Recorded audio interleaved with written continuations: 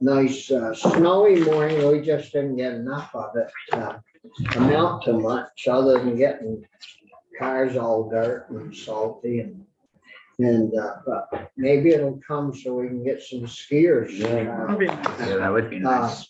So anyways, that's January 12th, Thursday, January 12th, and we have a group of Aggies from the Agency of Ag with us. Yesterday, we had quite a crew in, and I must say, Mr. Secretary, they did an excellent job and very impressed with their presentations and the work they were telling us they were doing. I think the whole committee was kind of surprised with the amount of, I wasn't because I talk with you guys quite often, but for the committee, I think, they did an excellent job and it's amazing, really how much work they do in the entire field of ag. So with that, you had a big meeting yesterday, Sure. Anson, and maybe you could give us a little overview of the meeting that you had with Yeah. our new senator from DC. Great. Well, good morning, everyone. Great to be with Senator. Nice to meet Good you. morning. Nice to meet you. Welcome. And you know Brian. I know Brian, yes. And Senator Richie. Westman. Senator. Yep, good to see you. Good to see you all. And I drove through your district yesterday on my way to St. Albans. So it's nice. Yes. Well, welcome everybody and appreciate it. I did get a chance to listen to the magic of Senate Ag TV. I was able to listen to most of it on my way up to St. Albans. We had a roundtable discussion with our new senator, Senator Welch.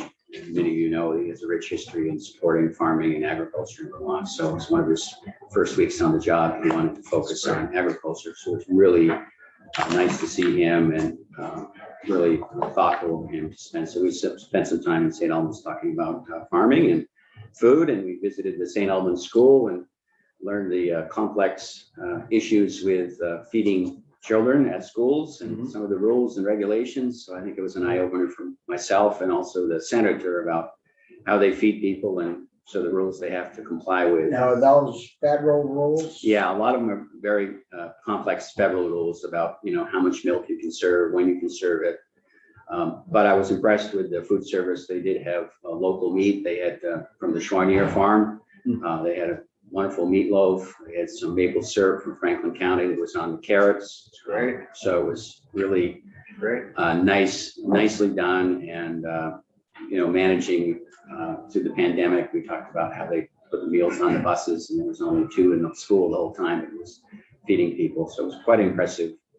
But as we know that if you start your day with a good meal, you're able to learn a lot better. So I think that was it's important to them. So Would you like to introduce your Sure. staff? Sure, we have Laura Ginsberg who's with us.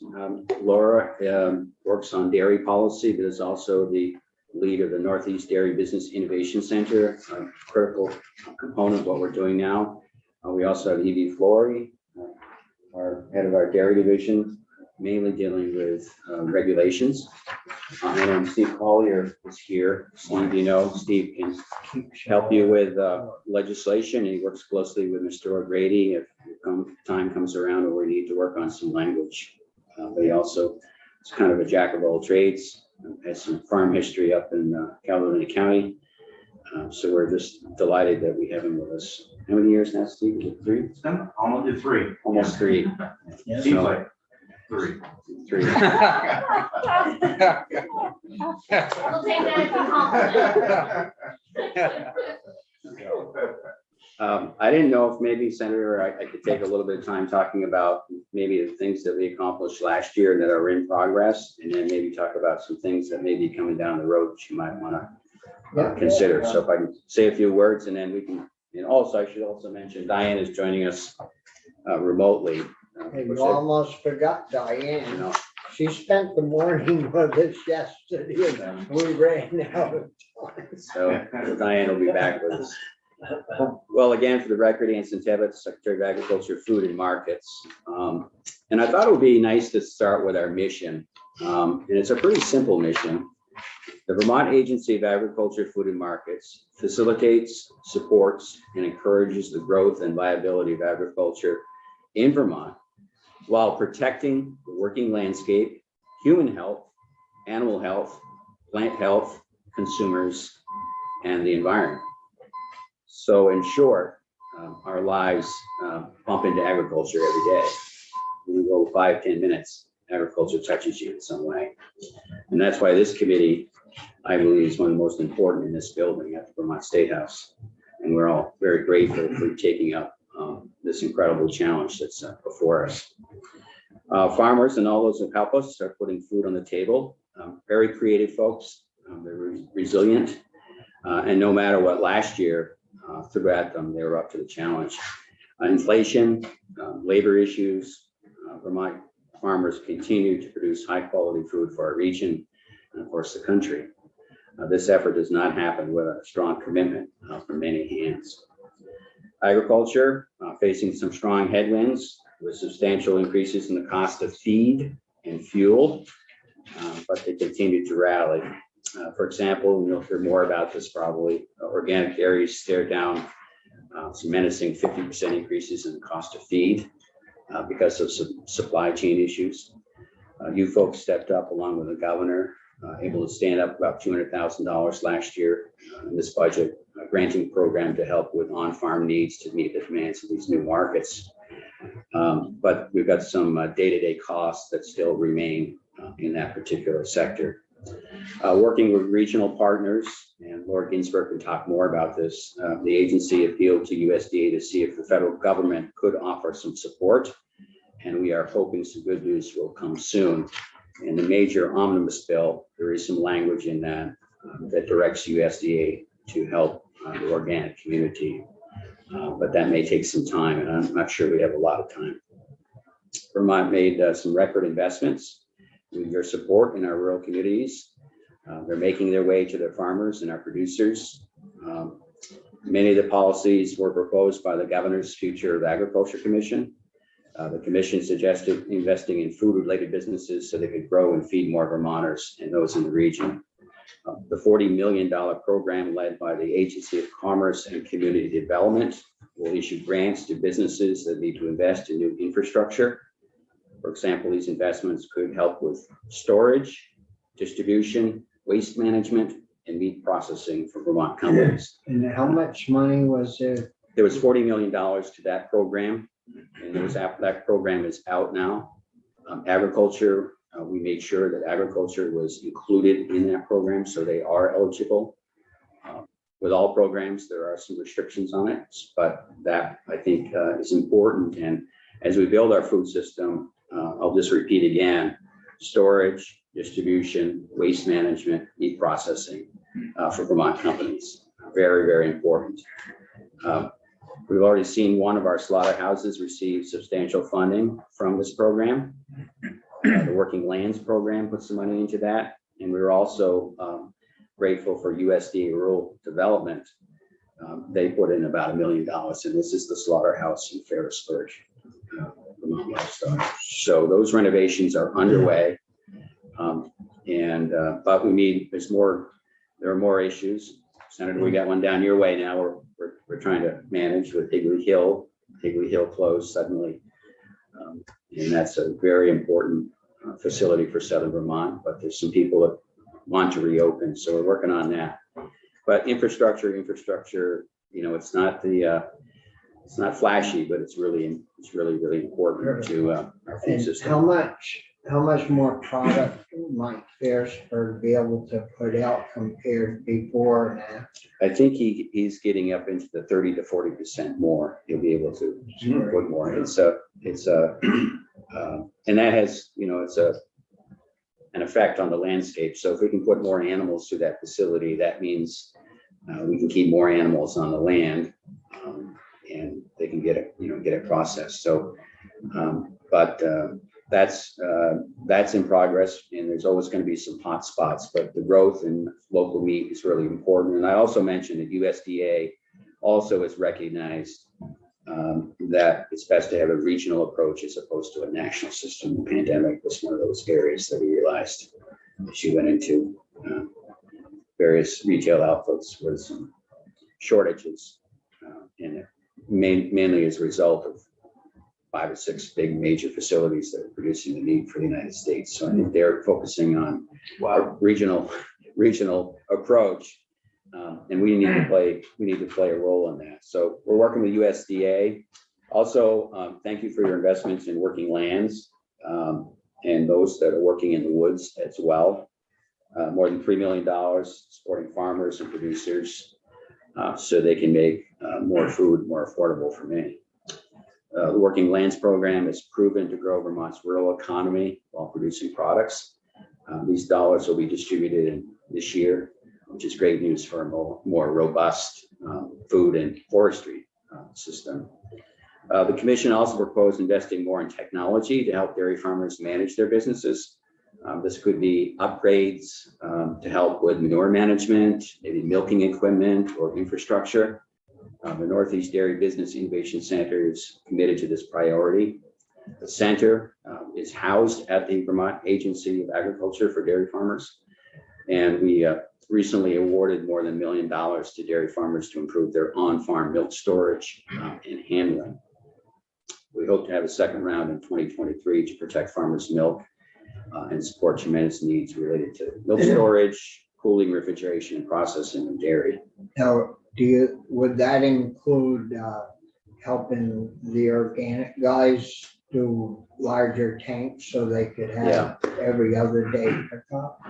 Yes, and I think we do have a $200,000 program that's been launched just for the organic community in this area. It's $450,000 So low ball. available now just for organic and prioritizing those who lost their contracts because some of the new buyer requirements are every other day pickup.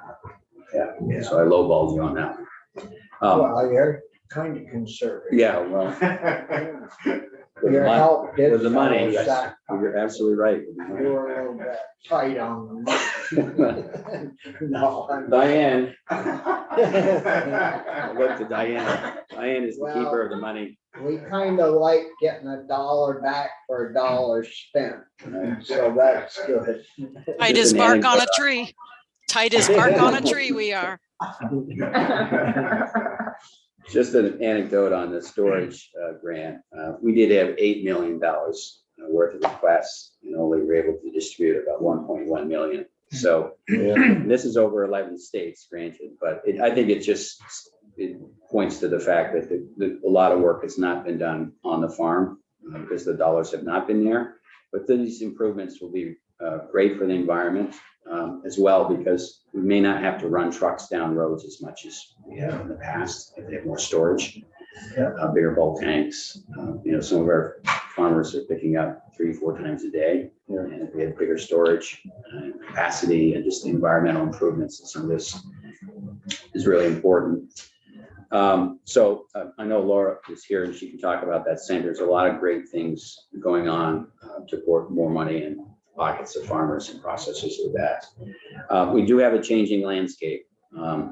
We've been working closely with the Natural Resources Board on a critical report on suggestions to support on-farm accessory businesses. Currently,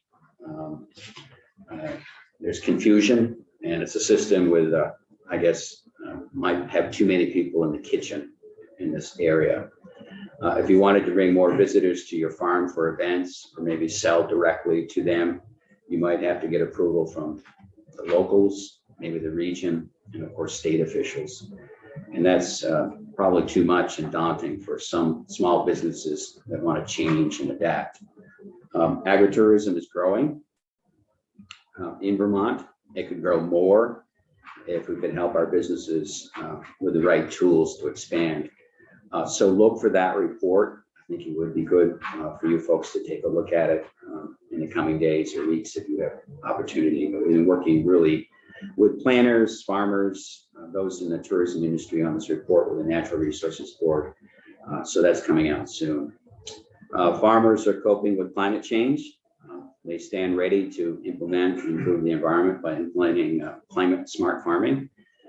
The agency's budget, thanks to your support, includes spending about $5 million more on agronomic practices that mitigate climate change. That was a big ticket last year that you folks supported and got through. This includes more planting for cover crops, improving soil health, such as reducing phosphorus losses from ag fields. That's critical. The budget also includes money for the Payment for Ecosystems program. You heard from Ryan Patch yesterday on that, kind of an exciting program, rewarding farmers for protecting the environment and providing performance-based payments to Vermont farmers. $1 million is in that program for that program. So we will continue to roll that out over the next year. We also made a significant investments in food security programs, farm school programs, early educator grants, and child nutrition investments in our schools. This approach means all Vermonters can benefit from healthy, nutritious food and a robust local food system. I want to touch on maple. It was a good year. After a few down years due to weather, sugar makers produced a significant crop. Vermont continues to lead the nation in maple production. About 50% of the maple is coming out of Vermont from the United States. We continue to support this important and growing sector and have added staff to the agency over the last few months to offer marketing and technical support. And over the last few years, we've also have added staff for compliance and quality issues, making sure that investment integrity, which is critical to this signature product from Vermont. Have you had any issues with the maple purchasers? Are they having any problems like paying their maple producers, or have you heard of anything? No, they, along those lines? I have not. If we go back a little bit, I think because we had a kind of a 2 so-so years or years that they did not have production, some of our bigger, call them packers that buy from other sugar makers, they were running a little low. So they were running a little low on maple. So when this last year, when we turned the corner on it's all weather related.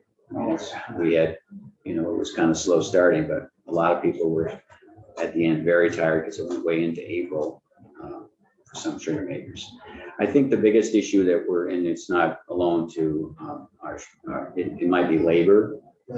Labor continues to be a challenge for some of our, particularly our larger operations. I think you probably saw some with this mild weather we had some people already tapping. They're forced to tap early because they need to be ready when the real run begins. But they were able to make a little bit of maple in December, which is fascinating for us, kind of old timers who didn't start before town meeting day. In both the producer as well as the packer area, both areas are having labor issues. Yes, I think one in particular in the Kingdom we've been working on, and whether they can use the visa program.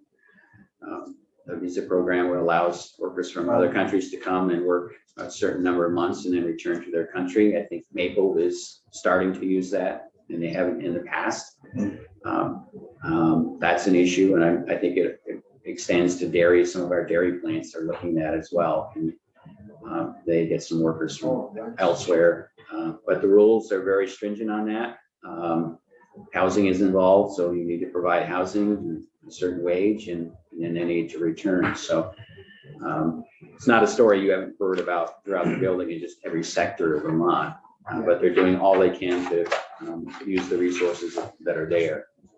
And Brian, Mr. Secretary, so on the maple front, and I don't know enough about trees, so what kind of jeopardy are we in if we do have to, people are tapping in December, climate issues, I guess my question is does this become a northern just northern Vermont, southern, Canadian sort of enterprise down the road. Is that what we're looking at? Well, Or I think, a great resource is the Maple Proctor Research Center run out of UVM. And Mark Hazelhart, who's one of the lead researchers there. They are working on some of these issues. I think there was people were worried about, the tapping early and what impact it would have on the trees and the health of the trees. According to my discussions with Mark Hazelhart, he didn't think have any long-term impact on the trees of tapping early or anything. But they do need rest. Some sugar makers will tell you they're hoping that, we get another good 6 weeks of cold weather here. So real sugaring is supposed to begin in, late February, March, and into April it will be. But Mark they're doing incredible research. I think they just had their 50th anniversary last year, something like that. But they do incredible things. They do research on, whether red maples, you should be tapping red maples or not. Well, down Brian's way, they tap all the trees. not the palm trees, not the palm trees. May I have a follow-up also? So in my district, it is, this keeps popping up, the meat processing. How can folks, as I understand it, people do have to travel, Bennington County, people are traveling kind of far. Is there anything that we can do to help, local folks become more interested in raising beef? And then meat processing piece, I'm interested, particularly in the career tech, we have that great career technical center in Bennington. And I know kids do forestry, cosmetology, nursing, but, gosh, it seems like meat processing, I don't know if you've had any of those conversations with Secretary French or others. Yeah, and there's, it's a skill, and it's a skill that a lot of people are losing, that skill of meat cutting and processing. And of course, we all know it's hard work and it can be a little gritty, an understatement on some of that. So, but we do have, I believe, the state college system is looking at the Randolph campus of a meat cutting course. And I think we've tried to do some courses within existing facilities, but that model really does not really work because they need that facility to actually process, so they can't shut down for half a day. I think a lot of the bottleneck, as you point to, is we can get the animals slaughtered. It's the processing of the carcass after that. That is where, you spend a couple of days, maybe the animals came in and they're slaughtered, and then you need a lot of time to process. We need capacity for freezer space, and we need the skilled workers to do that as I travel around and visit these. And there's a whole nother element of our small ruminant world, lamb, goat, swine, pork. That is a whole nother sort of complicated layer. Beef is, a lot of people say, is a more profitable area for the slaughterhouse as opposed to dealing with. But in your particular case, the spin-off of down at Higley Hill. Where is Higley Hill? It's in Wilmington. Oh, it's in Wilmington. So, Okay. but there's a connection because they've been processing a lot of sheep, but they've been using the skins to tan in Manchester. So there's an element there, and believe it or not, that was one of the profit centers of the sheep. Is people really want a sheepskin, so they've been tanning it, and people will pay for. So that was under an old model, they were just maybe tossing the skin away, but it became another value added. Wow, great. But with Higley closing, we're having to figure out how we maybe we can make sure we maintain that particular operation. The gentleman from Shaftesbury is. I know he's been, Been working on that. Yeah. So, and he's, he told us last week, we had a conference call with Commerce, VITA, and USDA Rural Development about what can we do because there are people that want to reopen this facility already. So the magic is we don't want it to be closed too long because the need is so great. And Richard, I think, had a question. Just a comment. The largest local beef producer around us is just opened a slaughterhouse in New Hampshire. And they opened a slaughterhouse in New Hampshire. They mentioned that regulatorily it's a little harder in Vermont. But the main reason they moved to New Hampshire was a slaughterhouse closed in New Hampshire, and they picked up all the employees. And they can't get employees here.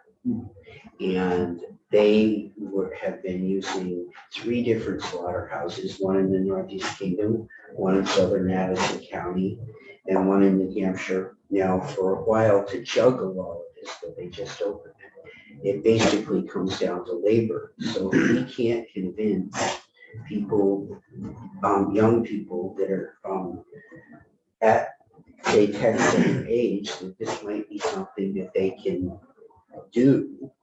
And we start to get them on track. We're going to continue to see difficulty in the area for labor. So we gotta get them more mechanized and modernized to do things. Well, yes, and I would say you need to be able to take some 17 or 18-year-old that's at a tech center and get them introduced to the business. Yeah. Because if you don't get them at that age when they're making their decision, we got no chance. People aren't going to go back to it when they're 25 because it is hard work.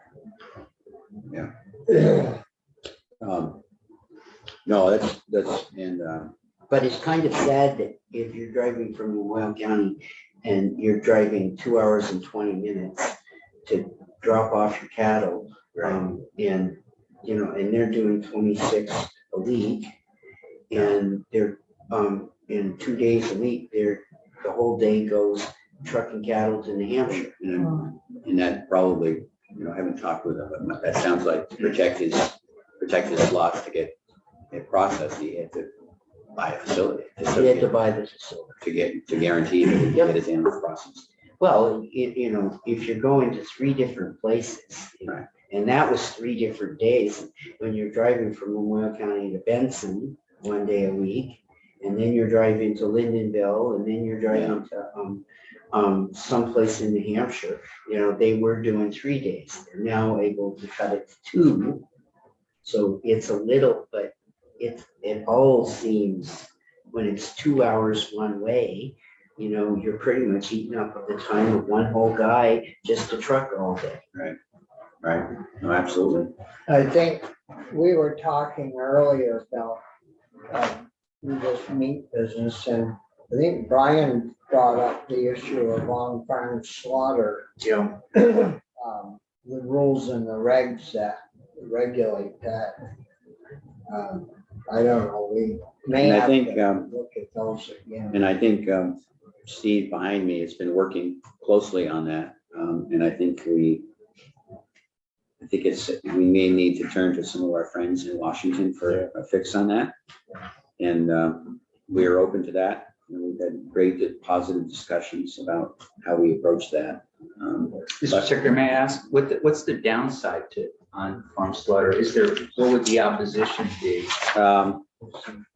Well, we have we help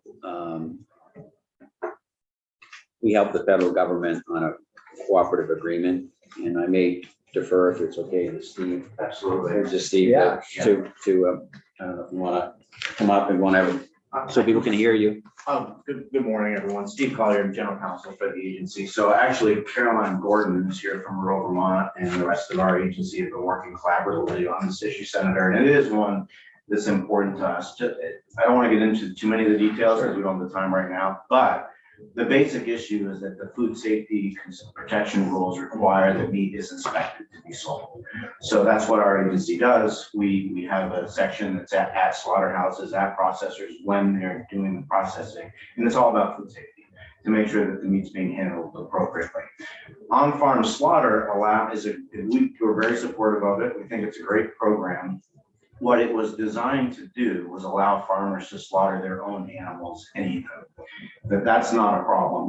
So that's still okay. That's You can then do that, okay, okay. it is okay. What is difficult is what it's morphed into is farmers raising animals, other people buying those animals and then slaughtering them. And that's okay too, when other people come and slaughter the animals and take them home, that you can slaughter, it's basically, I think, consider it assumption of the risk. If you are slaughtering your own animal and eating it, you're assuming the risk of not doing it properly. Whereas if you are actually distributing meat, the federal government, state government, us want to make sure that the meat that somebody buys is safe. Because if you buy meat, you have no way of knowing whether it's safe. Sure, yeah. You slaughter your own animal and eat it, great, we're very supportive of that. The issue, the rub has been that people who buy those animals don't want to slaughter them themselves. Of course, right, it's like yeah, all right, I get Right. it, yeah. So- yeah. So, Be like you slaughtering your. Thanksgiving turkey. Well, Right. I'd like to witness that. so in the federal law requires, sorry. I'm sorry. No. Yeah, no, it just seems, it just, the family that I get my Thanksgiving turkey from, they gotta send it out, I get it, and I wanna make sure it's safe, but I also could see where if the person is really trained, the farmer's trained, they know how to do it, and they've got all the equipment right there to make it safe.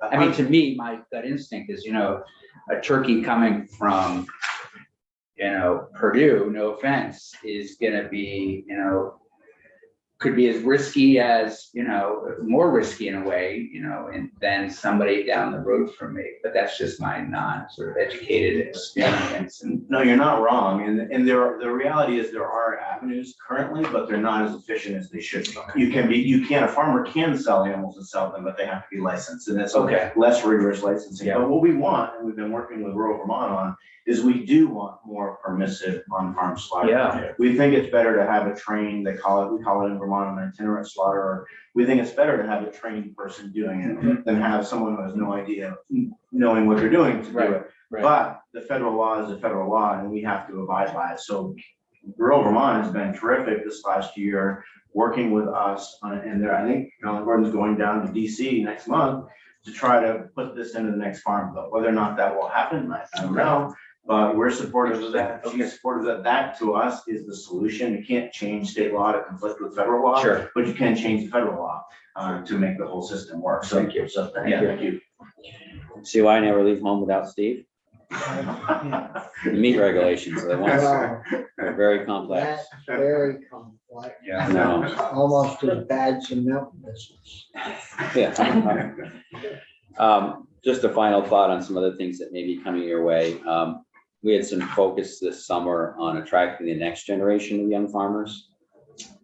We've been working with the Vermont Housing and Conservation Board to deliver a report on recruiting and supporting youth in agriculture.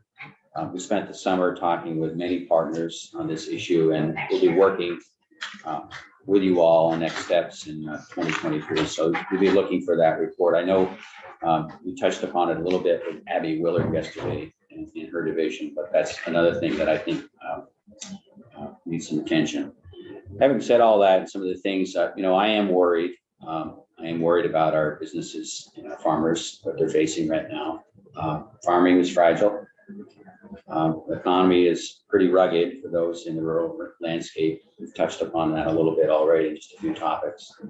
And I think that's why we need to focus on policies that make it more affordable to do business in Vermont. We want to take care of the vulnerable, but we want to grow the economy as well here in the Green Mountains. It's a heavy lift, but really it's not as heavy as what's been happening on the farm and our forestry sector, what they're facing every day as they're trying to manage, animals, crops, families, and businesses. And we are looking forward to the challenge that you all have before you, not only in this committee, but other committees in the coming weeks. But we stand ready to give you all the factual information you need to make for your deliberations. So I do have some other folks that if you want to deep dive into a little bit of dairy, I know we have our dairy folks here and Diana's here, and happy to discuss anything you would like to talk about. Well, I think it would be good for the committee I know we're gonna work on the food hubs and vegetables and fruits to try to grow our own. And you guys have a program on grow your own. And just this very morning on the national news, they showed California and how dry it is out there, and they may have to restrict. I don't know, I thought they said maybe 10,000 acres, or it was a lot of land that they may have to restrict from growing crops because the people need the water for their personal consumption. And I don't see that changing a lot. And, they're keep going deeper to get water out there, and we need to be ready for that in 5 or 10 years to have food here and not have to. They said they grow a third maybe of all the fruits, and fruits were higher than the vegetables, but one was a third and one was a quarter, maybe 25% of the nation's food. Well, it's pretty bad. The Northeast, we've got a lot of people along our shoreline there that we don't butt up against, but quite a few states do that, where we could truck food from here and supply them with good, fresh, wholesome food. And you cut down on running tractor trailers across country, bringing that food, and they keep talking about pollution, and it costs a lot of money to run a truck across country.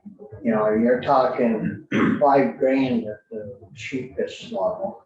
So that you add that 5,000 on the 40,000 pounds of produce they have in the back, and it adds to the cost. So, No, but Vermonters are good at growing stuff. We can grow a lot on a very small acreage footprint if we have the. And the mainstay of all that, I think, is keeping our main business intact.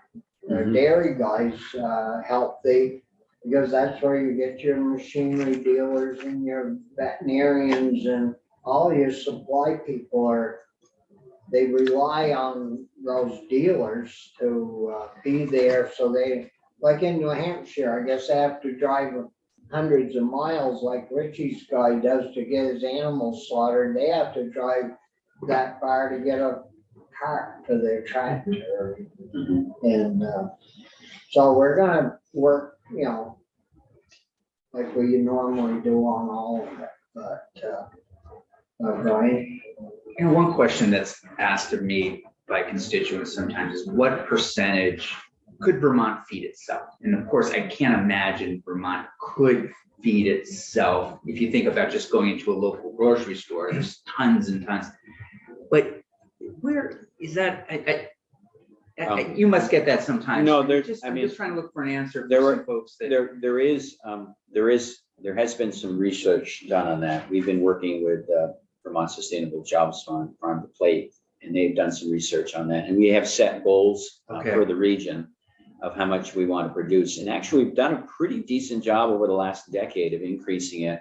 We have not reached our goal yet. Do you remember off the top of your head? It's the goal of the New England Feeding New England group, which is the 6 states of New England. Yep. Their goal is 30% by 2030. And that's on the average diet as we currently think about it. So if you were to change that diet and say increase your consumption of dairy products and apples and seafood, we may be able to hit higher amounts, but they're looking at what people currently eat. That's 30 by 30. I mean, that's. No, seems respectable to me. And also you think about, 4 or 5%. I believe when Farm to Plate started, we were around 8 or 9%. 8 or 9. And now it's right around 20%. wow, I And mean, that Ellen helps climate. Taylor's gonna be in, next week. I Yeah. think it is.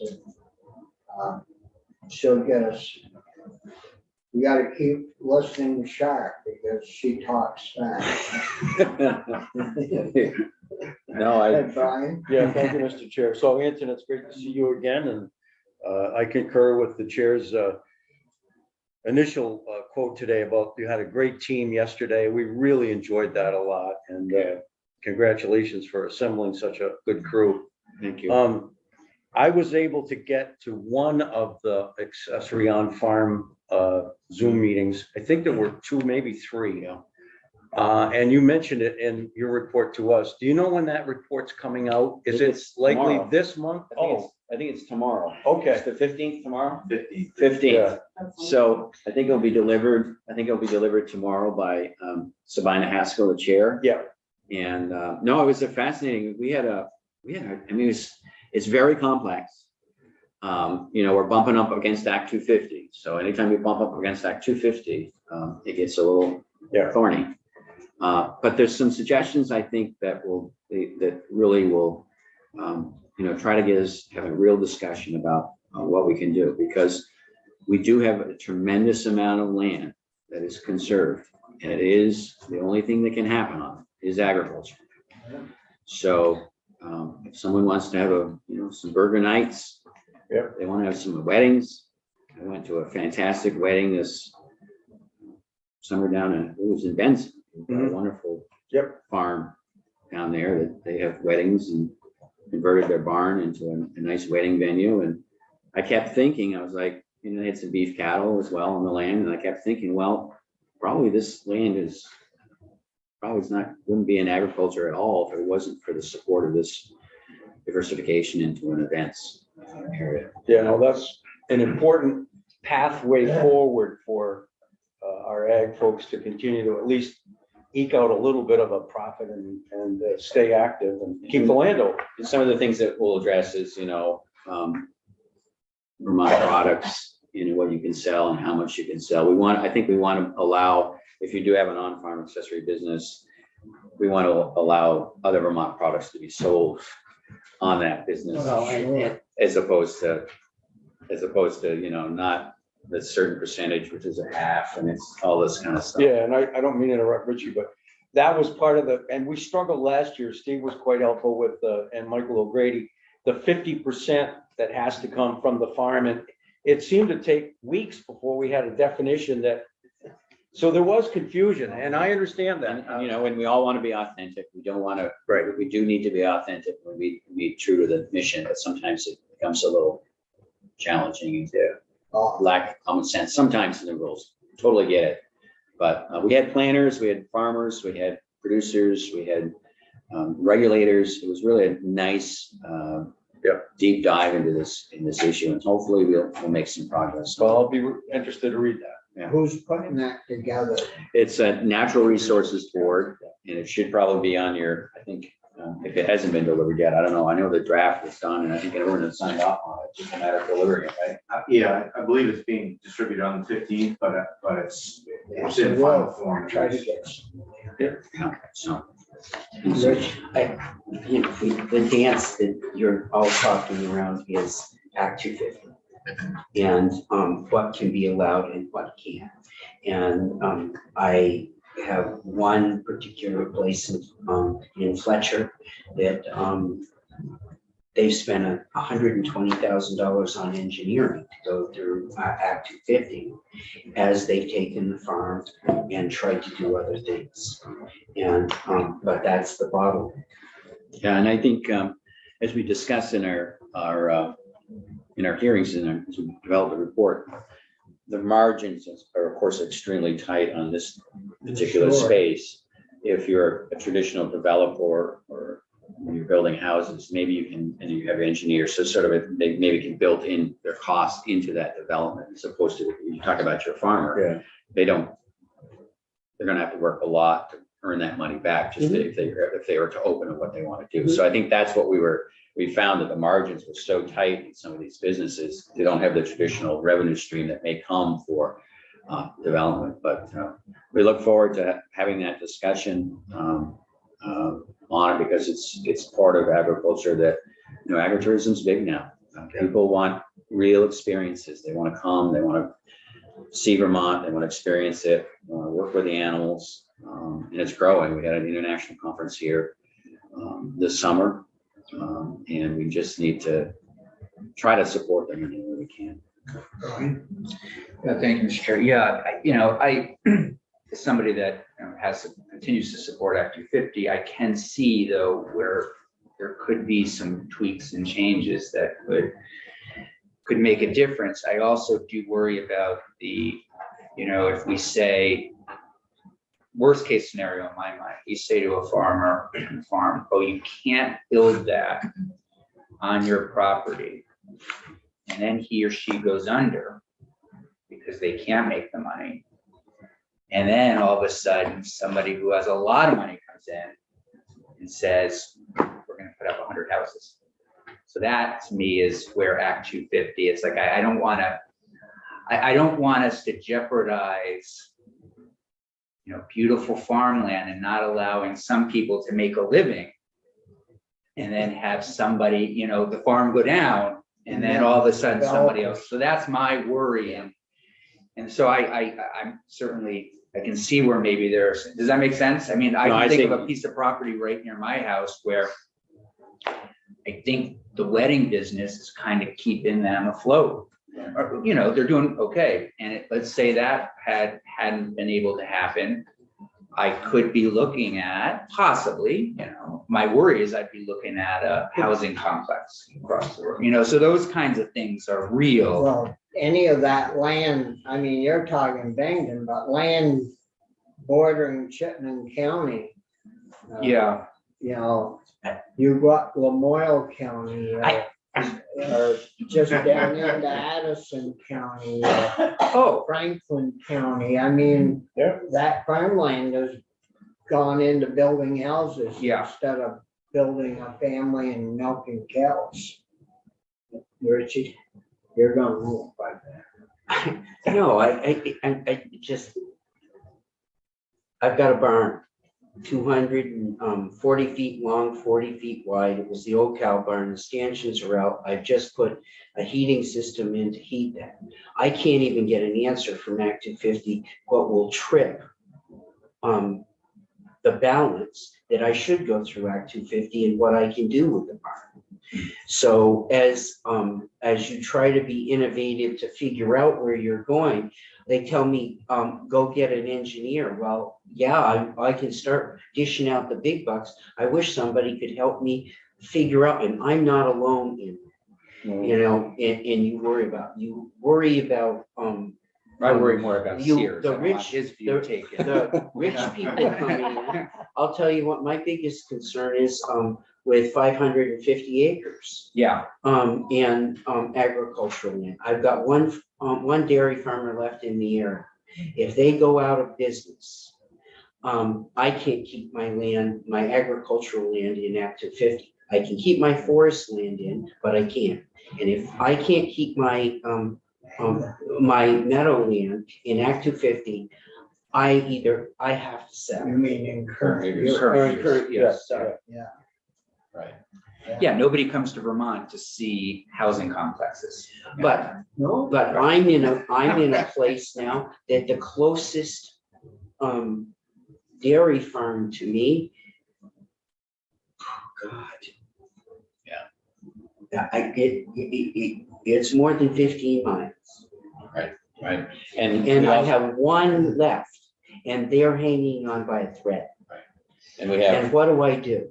And we have 1,000 farms that have been conserved. So that has to be agriculture. So we need to make sure that we give them the tools so they can stay in agriculture. We don't want everything to grow up to Well, conserved farms can't do anything else but grow ag. Yeah, but I can sell it all. Oh, yours, yeah. But. And nobody wants me to. maybe you should sell your development rights, then you wouldn't be able to sell. You'd have to keep it in there. Yeah. No, it's a real life, and we've heard that But story, as you Senator. set up the pecking order for that, I'm so far from any other farmers now that we're down the pecking order to sell the development rights. Well, so we want to get, Do you want to hear Yeah. from Laura? yeah, maybe Laura? we should find out about where all that good Sorry. money's What's going on? I was just, Mr. Chair, Evie and Diane were with you yesterday, Oh. and they have a meeting Oh. later today. I don't have any other meetings, so I can be flexible today if Evie and Diane would like to go first, or I'm So happy to go That would first. be fun. Be expeditious. Yeah. Yeah, they both spent most of the morning with us yesterday and ran out of time, wanting to go last to wrap everything up. So Diane, did you want to lead off or you be? Sure, Senator, that would be good. Linda, do I have permission to share my screen? Okay, thank you. So I will give you an overview. One of the divisions that hasn't been spoken about yet is the administration division at the Agency of Agriculture. We have 15 employees within that division. It is the things that are responsible for activities that cover the whole agency. So budget, business office, human resources, legal, land use, the Act 250 and Section 248 work, climate, and then we pick up any special projects in the admin division. Of course, secretary and deputy secretary are part of that division, as well as other leadership positions. So Linda, am I ready to go, you think? Yeah, sure. Okay, sharing my screen. All right, there we are. And slideshow, let's see. From the beginning.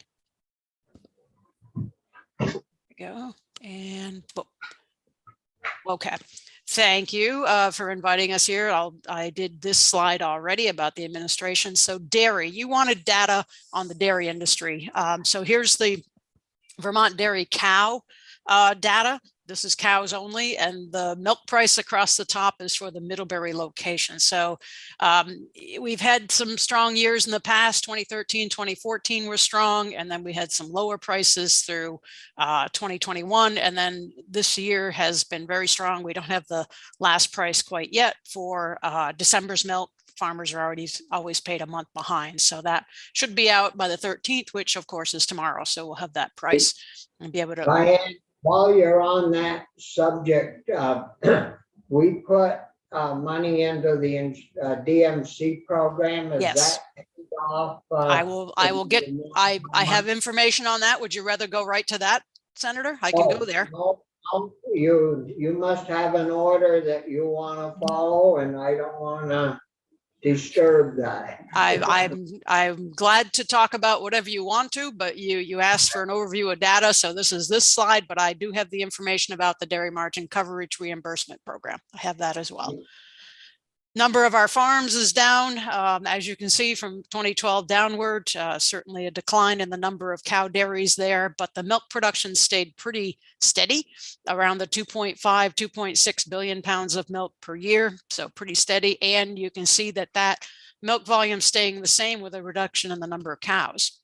So these are milking cows, 133,000 in 2012, and we're right around the 117,000 in the end of this quarter. In 2022. The average cows per farm is just a simple calculation. So we're up over almost around 210, 211 in 2022. So a growth in the size of farms based on average. And the certified organic have also taken it on the chin. 205 certified organic farms back in 2012 and 141.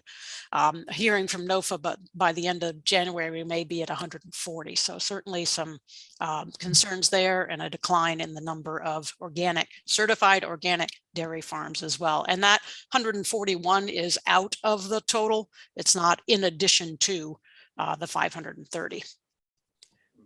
Oops. So there are sheep and goat dairies, 6 commercial sheep's milk dairies, and 49 commercial goats milk dairies. Those fluctuate throughout the year because they're seasonal milk producers. On average, not everyone stays milking all year round, so they go in and out, but that is the high number for each of those.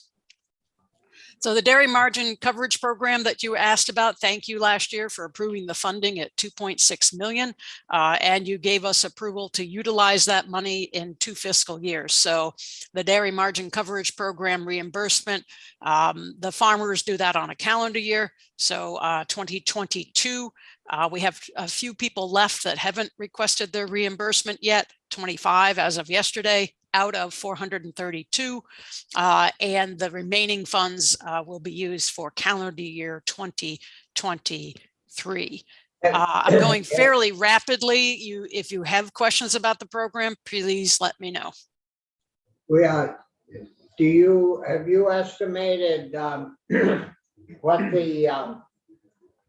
the extra money, if we could raise the extra money, what it might come to cover all the DMC insurance premiums? Yes, almost. So here's the slide of what the reimbursements total would be for 2022. So $1,492,521. As I mentioned, all but 25 have requested the reimbursement. It's about 80,000 that has not been reimbursed yet out of that 1.5, if you're rounding, 1.5 million. So we know that, and we are in constant communication with the United States Department of Agriculture Farm Services Agency. They manage this program. We've been sharing data with approval by the farmer to be able to share that data. They've been extremely helpful. Here's the information for 2023 as of January 6th. The sign up was extended to the end of this month. They have 399 contracts that have been signed by farmers. Last year was 432, so a bit less, but they don't think they're going to get a lot more. If we did the average or the percentage, it's about 76% of the farms in Vermont have enrolled. So that's pretty much on where they were last year. So they really don't expect a whole lot more. Those premiums to date for January 6th were 1.4 million. So we had 2.6 million. You take away 1.5, you got 1.1 left, and we got 1.4 in premium. So we don't have enough money at this point. There may be a few more that come in, but basically I think we're getting closer and closer to final numbers here. See, what I'm wondering, and maybe you know the answer, is some of the smaller farms might be the last to send in their payment stub to get reimbursed, and they're the last ones that we want to shortchange. If we need a little bit more money, I'm not shy about asking for it, and I just don't want the little guys to get left out. I think I read somewhere last year where you paid somebody's premium that was like $400, or no, it wasn't even $100 maybe. Yep. And those guys, yeah, you got one there for $69. Mm-hmm. Yep. So it would be nice to be able to cover those little, I think the little ones. Currently, we would need around, let's say 350,000 would probably cover the difference. But with sign up not closed, I can't give you an absolutely firm number, but it is coming in to be around the 350,000 that would be short of at this point. So we'll tighten up the numbers as the sign up continues for 2023. We may not ever hear from those 25 farms, with that reimbursement. We've reached out multiple times. We've made phone calls, and, paperwork is paperwork. We've kept the application as simple as we can, for sure. The other aspect of this program is it is a reimbursement. So the big thing that has occurred last year, 2022, only 11% of the farmers paid the premium upfront. So they sign up in December, they paid the premium, they're done for the year of paying. This year it's 46%. So farmers have got the message that we are reimbursing, and the message that this is the amount of money we had. It's first come, first serve. That was in your statute. So people are paying up in full. There are other ways to pay the premium. If they choose not to pay upfront, they can have it come out of the program if the program makes a payment. So it's like an insurance payment. You're insuring this level, and if it drops below that level, the margin between the milk and the feed, then the farmer gets a payment. So if they get a payment during the year, they can take their premium money out of that payment. So the USDA believes that if that occurs, those farms would be coming to us in April and May. So timing is okay. We have sufficient funds for the people that USDA has sent to us at this point. They sent us 167 farms that have paid in full for about $640,000. And so we are making payments on that as farmers complete the application that we need done to meet all the ARPA requirements. So we are paying on 2023 already.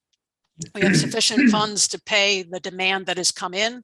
They expect the next demand to be April, May, as that progresses. So farmers could walk into the office and pay any time, but they can take part in this program and benefit from it without paying up front. So it's helpful. The very final date that farmers have to pay by is September 30th. So this program will continue out through into another fiscal year in state government language. I would expect we will be finishing up payments in December 2023. So it does take a long time to move everybody through the process and make those payments. So timing wise, Senator, we certainly understand that we have a deficit and would welcome any work that you can do. Yeah, so is it clear that if we put in like 1.5 into the premiums, right? Somewhere's in that neighborhood. And then the farmers got almost 1.5 from the feds. So is it accurate to say that between us and the feds, we put like close to 3 million in the rural economy? There were payments in 2023 from this program back to farmers. I'd have to go get that data. The amount of money that the program paid would have covered the farmers' premiums. I did do that math. And so, yes, they got the premium and the reimbursement. So yes, we could say it was doubled, but I will tighten up those numbers for you, Senator. I don't have them off the top of my head. Yeah, you know, just in case somebody might ask. Understood. Yeah, thank you, Diane. And that is the information I had for you. And I think I have to respectfully go to my next meeting that I'm supposed to be leading. So thank you very much. And if you have other questions around the dairy margin coverage, I would be glad to come and speak to you further. Yeah, thanks. Thank you. Thank Diane. you. Thank you very much. So, Maybe.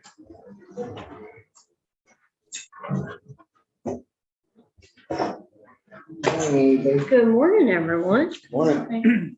Linda, is it all right if I share? Yes, I have these codes. Ooh, we getting special permissions today. Yeah.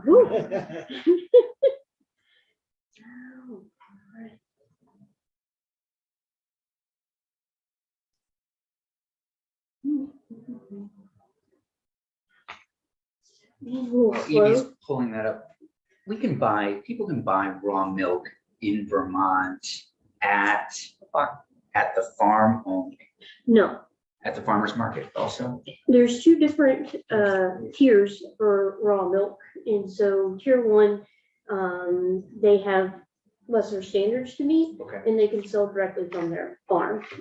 Tier 2 can sell at farmers markets, they can deliver to people's homes, and then they also can deliver milk to other farm stands. Okay. It just, those things have to be registered with us before they start doing that. There are a lot of people, particularly in our area, that come for raw milk. And so I just don't, and I can look into this. I just want to make sure that people in Massachusetts and New York aren't able to sell it more easily, I guess. The thing with Because raw, we're right in the corner there in Yep. Bennington. Yeah. the thing with raw milk is that it's not supposed to cross state lines. So it's only eligible to be sold within Vermont because Vermont made their own statute and law to allow it. And it's not, FDA does not recognize it as a product that is allowed to enter interstate commerce. It is a bit of a tourist thing. Yep. Yeah. It's a little bit like, stuff is small. Not supposed to cost. That's what it's cost. Not supposed to cross state lines, but, so that Yeah, is, okay.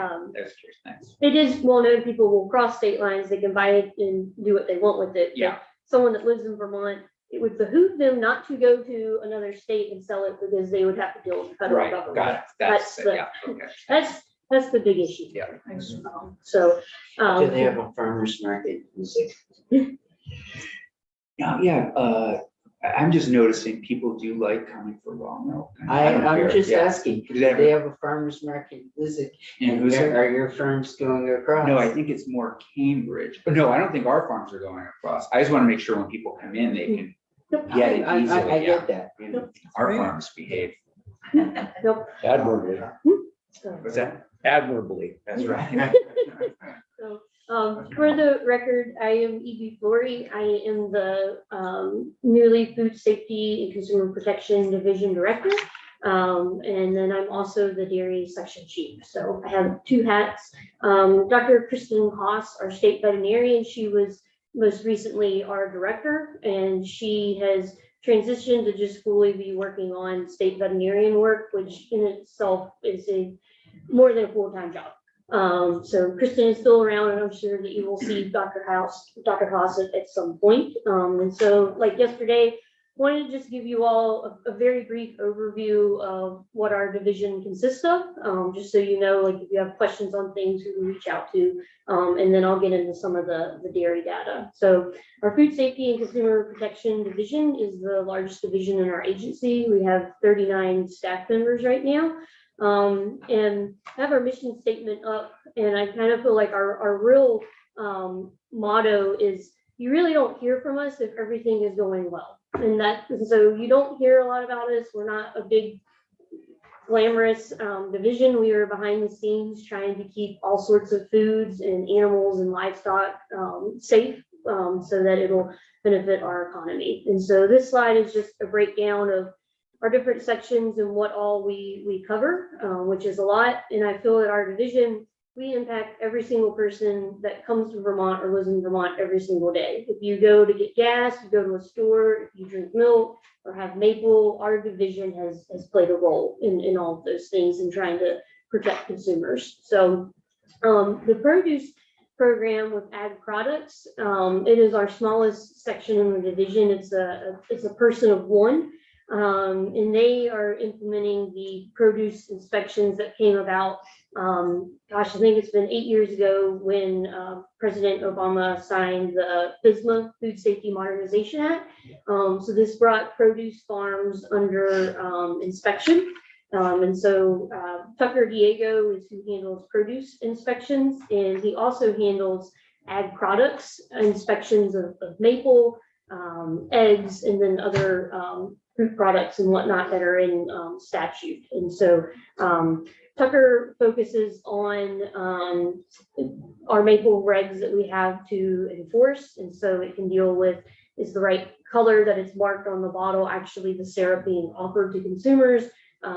Is there mold in it? Is there lead or things like that? And trying to make sure that our maple is meeting standards for everyone to produce. And if you all have any questions, please feel free to interrupt me. Much like Diane, I can get on a roll talking. So Our next section is animal health. And they deal with primarily making sure that the health of Vermont agriculture and our animals are safe, both from mitigating economic impacts from things like diseases and other things. So animal traceability, ear tags, things like that they deal with. Also licensed livestock dealers. And they also work with a tremendous amount of other agencies. Are those Holsteins that you got in the picture? No, those aren't Holsteins. Those are, it's from one of the fairs. It's not the more recent yaks we've gotten. I'm trying to, do you remember one of the farms, Laura, and like at the Tunbridge Fair that has these? I'm It's blanking like on. right on this white line. It's a beef, it's a Mhm. Is that European, maybe beef? Italian beef breed. Is it, starts with a C, I think. A Chiania? Maybe. I'm not sure. People who raise animals for oxen, Mhm. sometimes you see some breeds you don't see anywhere else because they get quite large and interesting to look Yeah, at. you can tell They're an impressive animal to behold and also not one to irritate. I knew they weren't Holsteins. I just, I figured you might know the differences. Just testing my wherewithal of animals. So. But our animal health group deals with inter and intrastate movement of animals. They also perform a lot of testings and inspections at local fairs, making sure that animals are properly ID'd and also they're not sick.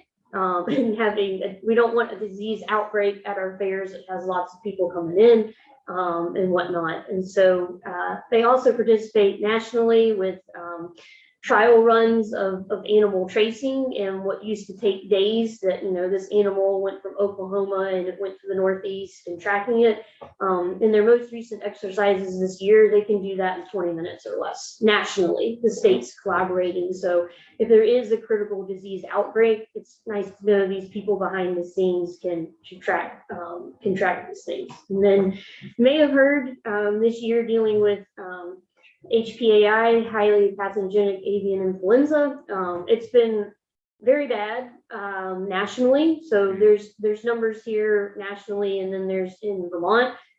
We've had 2 different individuals, their operations impacted from this, with a total affected birds of 80. So thankfully, we've not had a large poultry producer impacted from this. In both cases, they were more at home backyard poultry farms, and they were potentially exposed to wildlife birds, and the viral testing that came back matched what we've seen in Vermont in wildlife that have tested positive for it. So what about turkeys? Are they? they're susceptible to it. They are, so. Because we may have as many turkeys in Vermont as we do, growers, turkey farmers as we do chickens. You could say I've got 4 in my house. Those turkeys. We got 4 wild ones. So, but some of these photos show some of our staff along with USDA staff when there's a huge amount of work that goes into when there is confirmed positives, even suspect, in trying to have biosecurity, make sure none of our staff, one, are exposed to it, but also that they don't spread it when they go to handle these things. So. Right. The thing, sure. If the constituent thinks that maybe a chicken has been exposed or is presenting symptoms, who best to contact? Our animal health section. Okay. And they will get either an inspector or one of our veterinarians involved. Okay. And they normally, our vets will speak to them on the phone to hear what symptoms Okay. and things. It and- presents in a certain, Mhm. can you just tell us briefly what the symptoms are? I can't No, speak okay, to it. Well, we'll I be am fine. not a Okay, yeah, veterinarian. yeah, we'll be fine. I am Thank you. quite a dairy person and cheesemaker, but I'm not gonna get into Fair enough, things that Fair require enough, fair enough, PhD. yeah.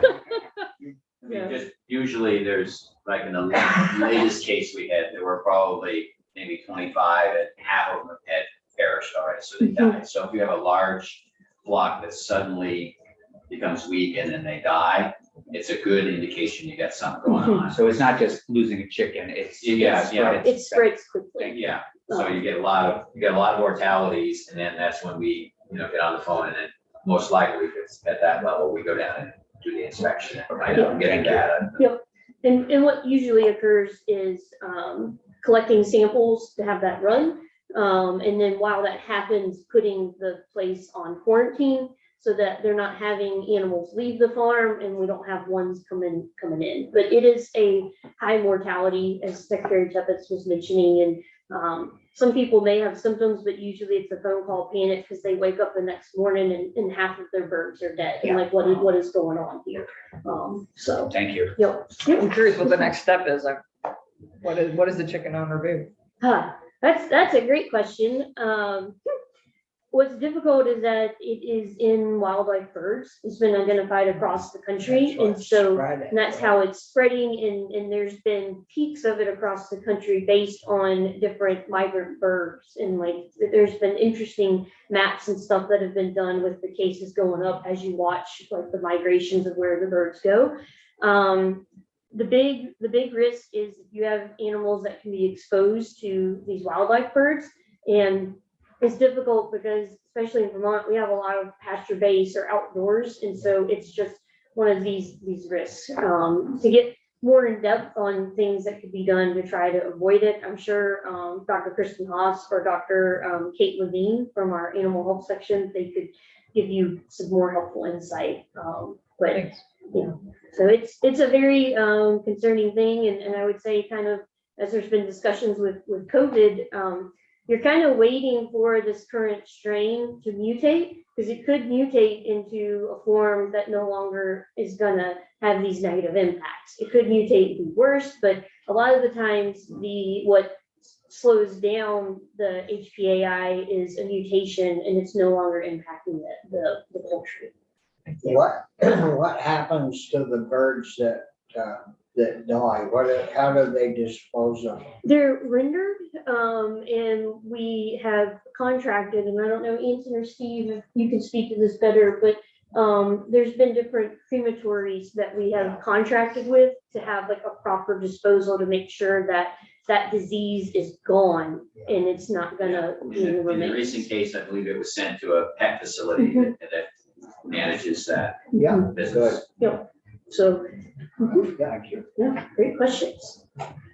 Our next group, which you all hit on this some already earlier today with Secretary Tippett, is our meat inspection group. And the meat processing industry, I feel, is probably the most highly regulated food industry. And part of that is for slaughterhouses in particular to operate. You have to actually have an inspector there, whether it's a state facility, and our state inspectors have to be there the entire time the carcasses and animals from slaughter to finish and processing.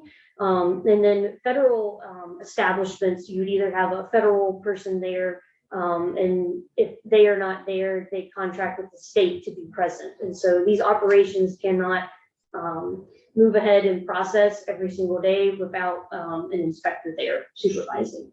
So we've got 29 slaughter and processing facilities in Vermont. Is that what I'm reading? And then you have 3 cooperative interstate shipment. What is that here?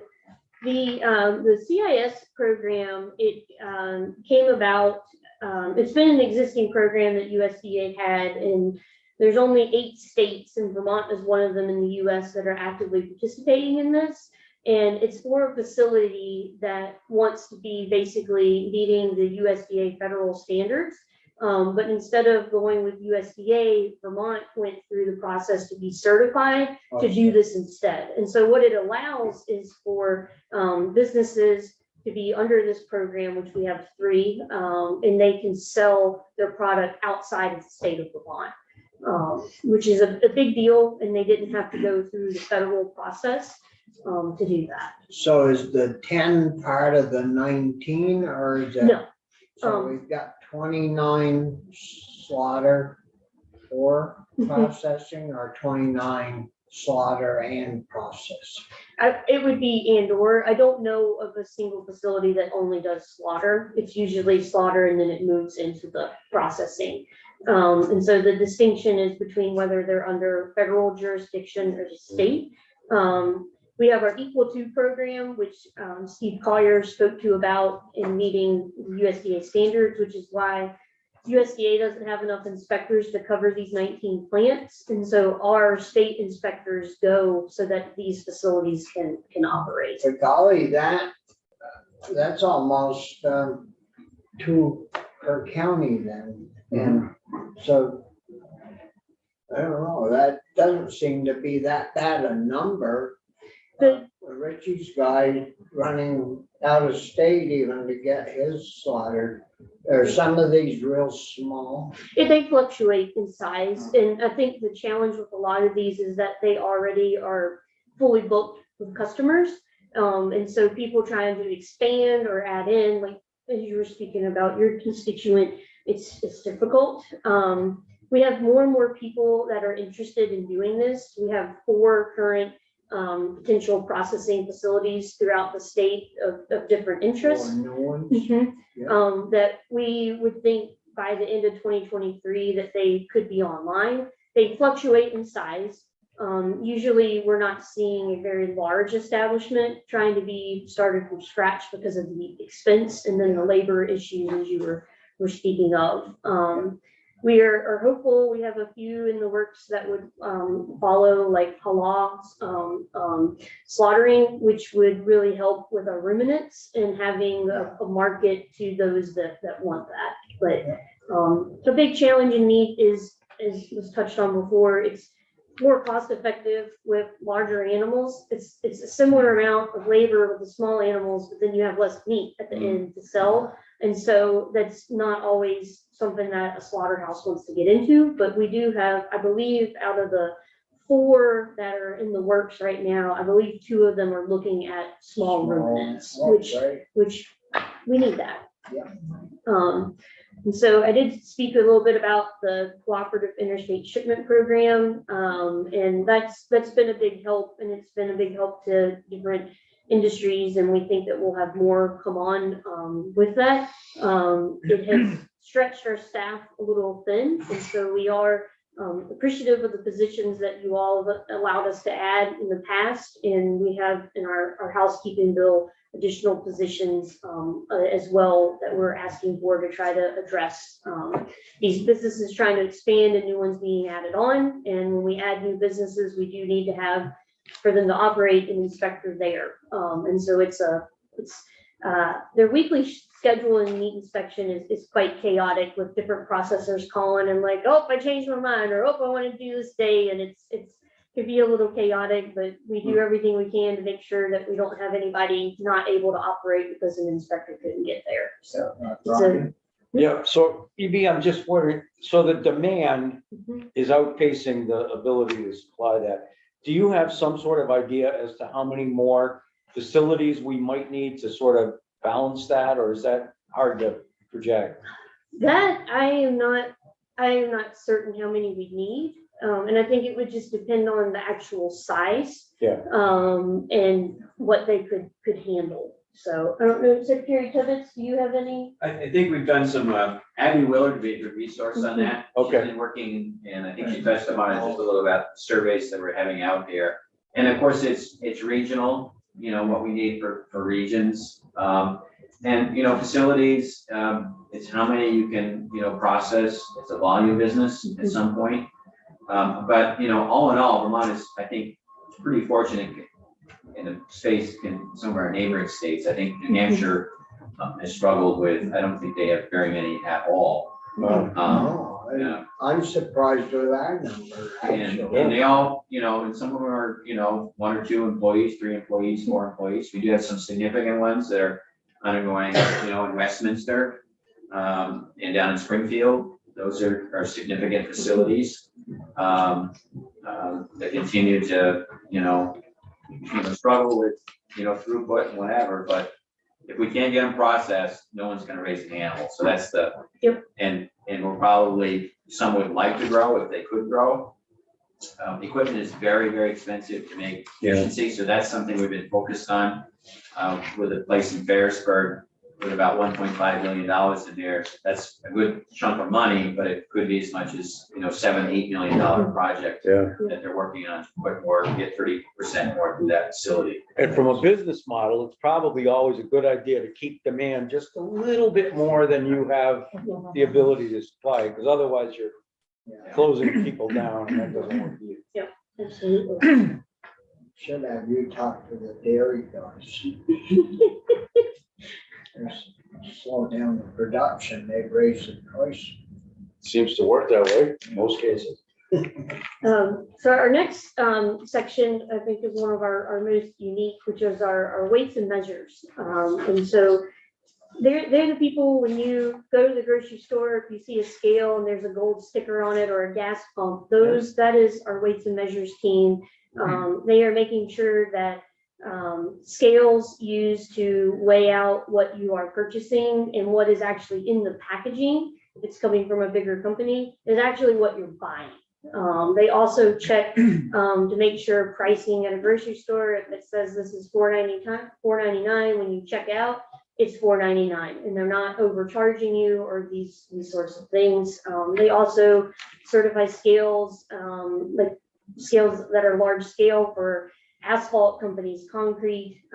We dealt with recently a power plant with wood chips coming in and needing the scale to be calibrated in these things. So they work in all sorts of shapes and sizes with this. And then they also do a lot with hydrometers for maple. And so for hydrometers to be used in Vermont, they have to have been inspected and tested in our lab. And this was a record year for us with hydrometers coming in, and there's other states that are starting to reference that they have to be certified before they are allowed to hit the shelves for consumers. And Vermont, to my knowledge, is the only state lab with a program that does hydrometers. So, and then just some things that you will probably hear about in emerging issues for us is a lot with the EV chargers and making sure, one, that there's nationally a standard of when you plug in these machines and people are paying money, what are they getting, kilowatts or whatever it's calibrated with, are they actually getting that? And so nationally, we have staff that have been involved helping set that criteria and then also implementing it. So there's a lot that needs to be done with EV chargers. So you're doing that now? We don't have the equipment yet. It is in the housekeeping bill with this new inspection type 1, the equipment, and then also an additional inspector to be able to handle this workload. Our weights and measures staff is beyond capacity right now with what they have to deal with, beyond adding this on as well. So, Thanks, Senator. The standards have just been settled last few months. So I think we're not quite at the stage of knowing to implement the program yet. So it's one that we'll probably be dealing with, as we know that we're going to be having more and more charging stations, more and more consumers.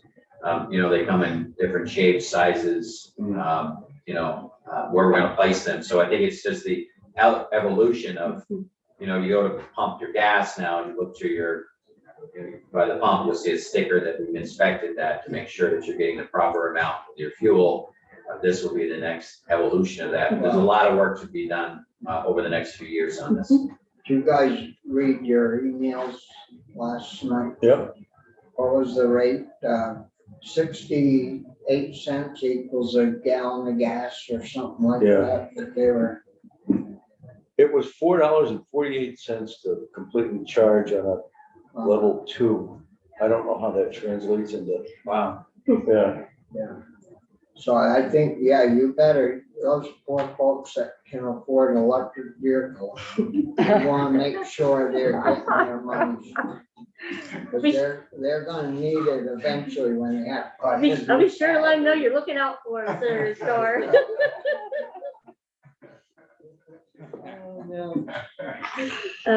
And then for dairy, which is definitely my wheelhouse. So for dairy, we spoke about the raw milk statute, which is state statute. And then our other work, which is our larger scope of work, is we adopt the federal pasteurized milk ordinance upon reference in statute, and we implement as a state those federal laws. So it's kind of similar to meat inspection and others. What's really important with that is that a huge amount of our milk is not only the milk that goes to be processed, but also finished products. They leave the state of Vermont to be consumed. So 84% of our dairy products are sold out of state.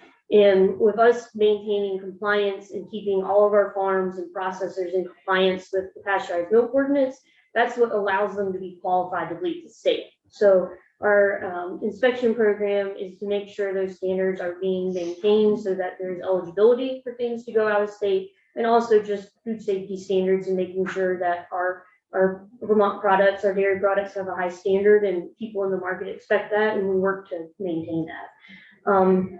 We also provide a tremendous amount of technical assistance, both on the farm side, helping with if a farm has high counts or they're doing new construction and things that they need to be on the lookout for. So when they build something, they get it right the first time and there's not ripping out concrete, because nobody likes that day. But then on our processor side, we help people that call us and they say, I want to make ice cream, I want to make butter. Like, how do I do this? And so we provide a lot of training to them, like as they go forward, like we review equipment they're looking at, the setup of their plant, making sure that it will meet standards, and also it will flow and work in a productive manner. And then training them on how to actually use the equipment in these things. So that dairy brings in 2.2 billion. Does that include like the cheese from Cabot, or is that milk? That is from the Milk Matters campaign, which the economic activity is what everything that touches dairy with milk brings into the state. So it can get into purchases farms are making, sales from the cooperatives, or just small cheese makers. It's supposed to encompass all of those things. 2.2 billion. And dairy still accounts for 70% of our agricultural sales. And so over the past 2 years, we've implemented a successful strategic planning.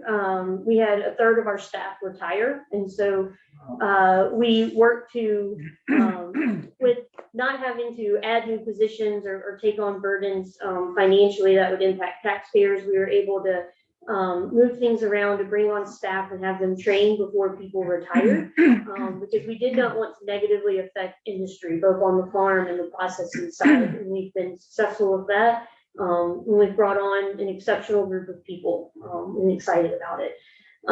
We are, because of the decrease that we're seeing the trend with dairy farms, we're currently training our farm inspectors, cross-training them to also be able to inspect plants. And so we're hoping, one, that maintains our staffing levels, and with where our inspectors are located, it works well for them travel-wise to not have to drive 4 or 5 hours to do 2 inspections and then have overtime and drive home. So we're trying to be cognizant of that. And also, we have a lot of farmstead, smaller operations, and so our farm inspectors could go and inspect the plant at this facility and then change their shoes and then go and inspect the dairy farm. One person doing 2 to 3 inspections in one day and not having multiple people driving there. So we're currently implementing that.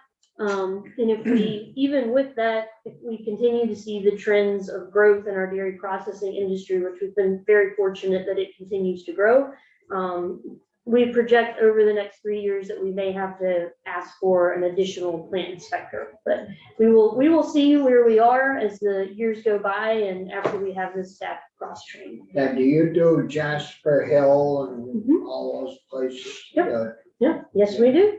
So if we didn't, they wouldn't be able to sell their product, and that would be a problem. So we don't want that.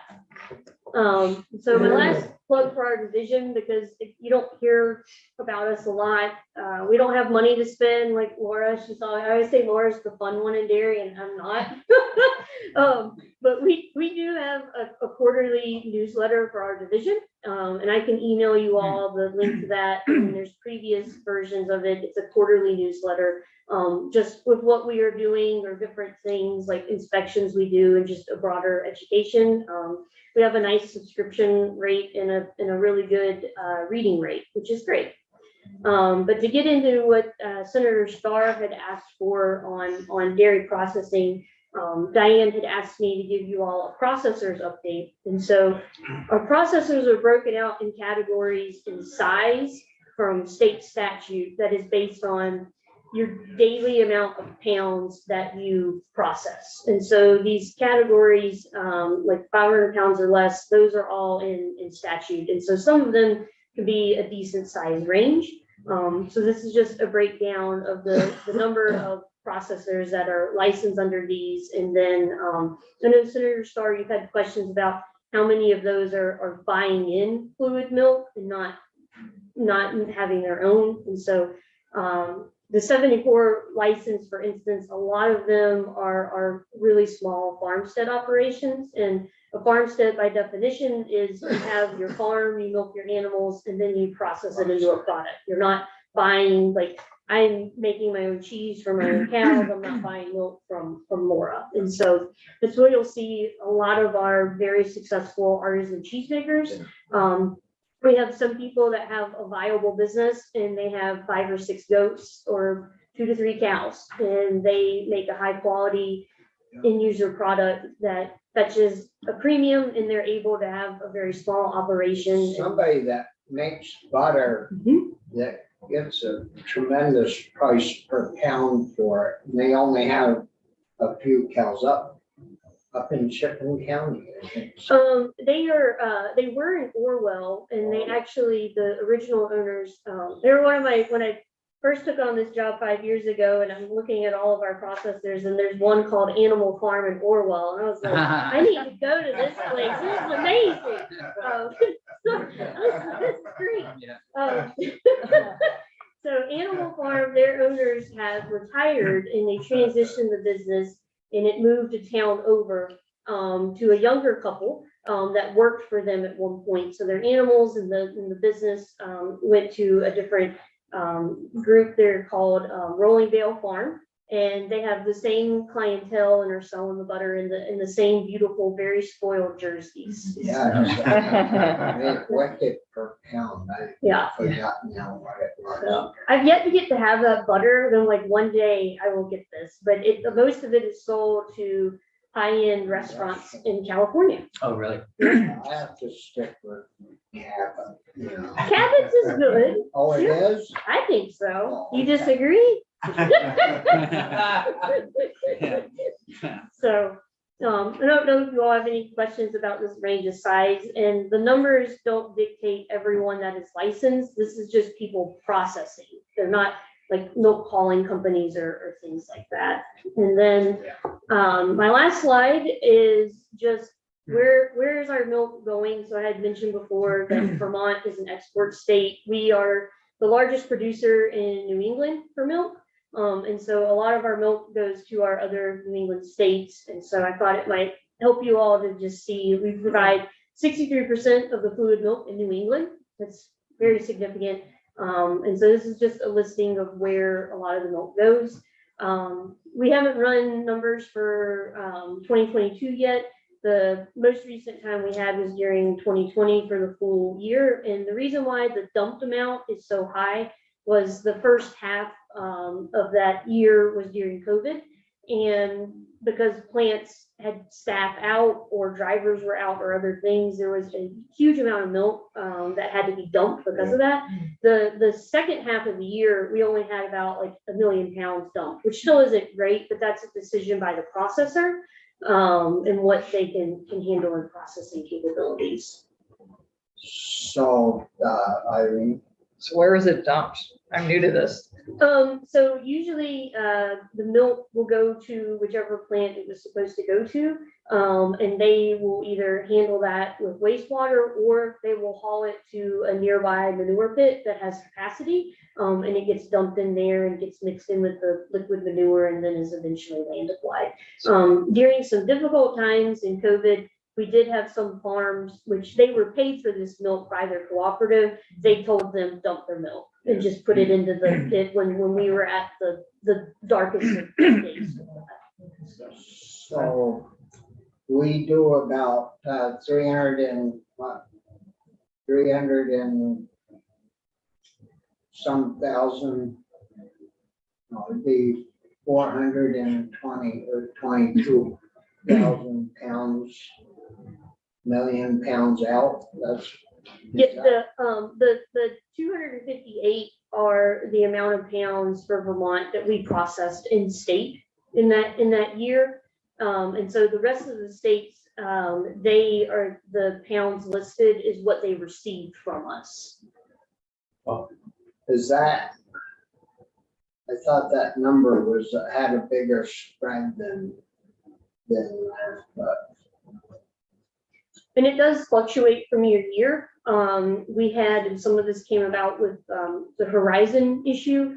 A lot of that milk was going to Virginia or Pennsylvania. And so when Horizon left, it shifted where the milk market was going throughout New England and whatnot. So there's been some changes over the years because of that.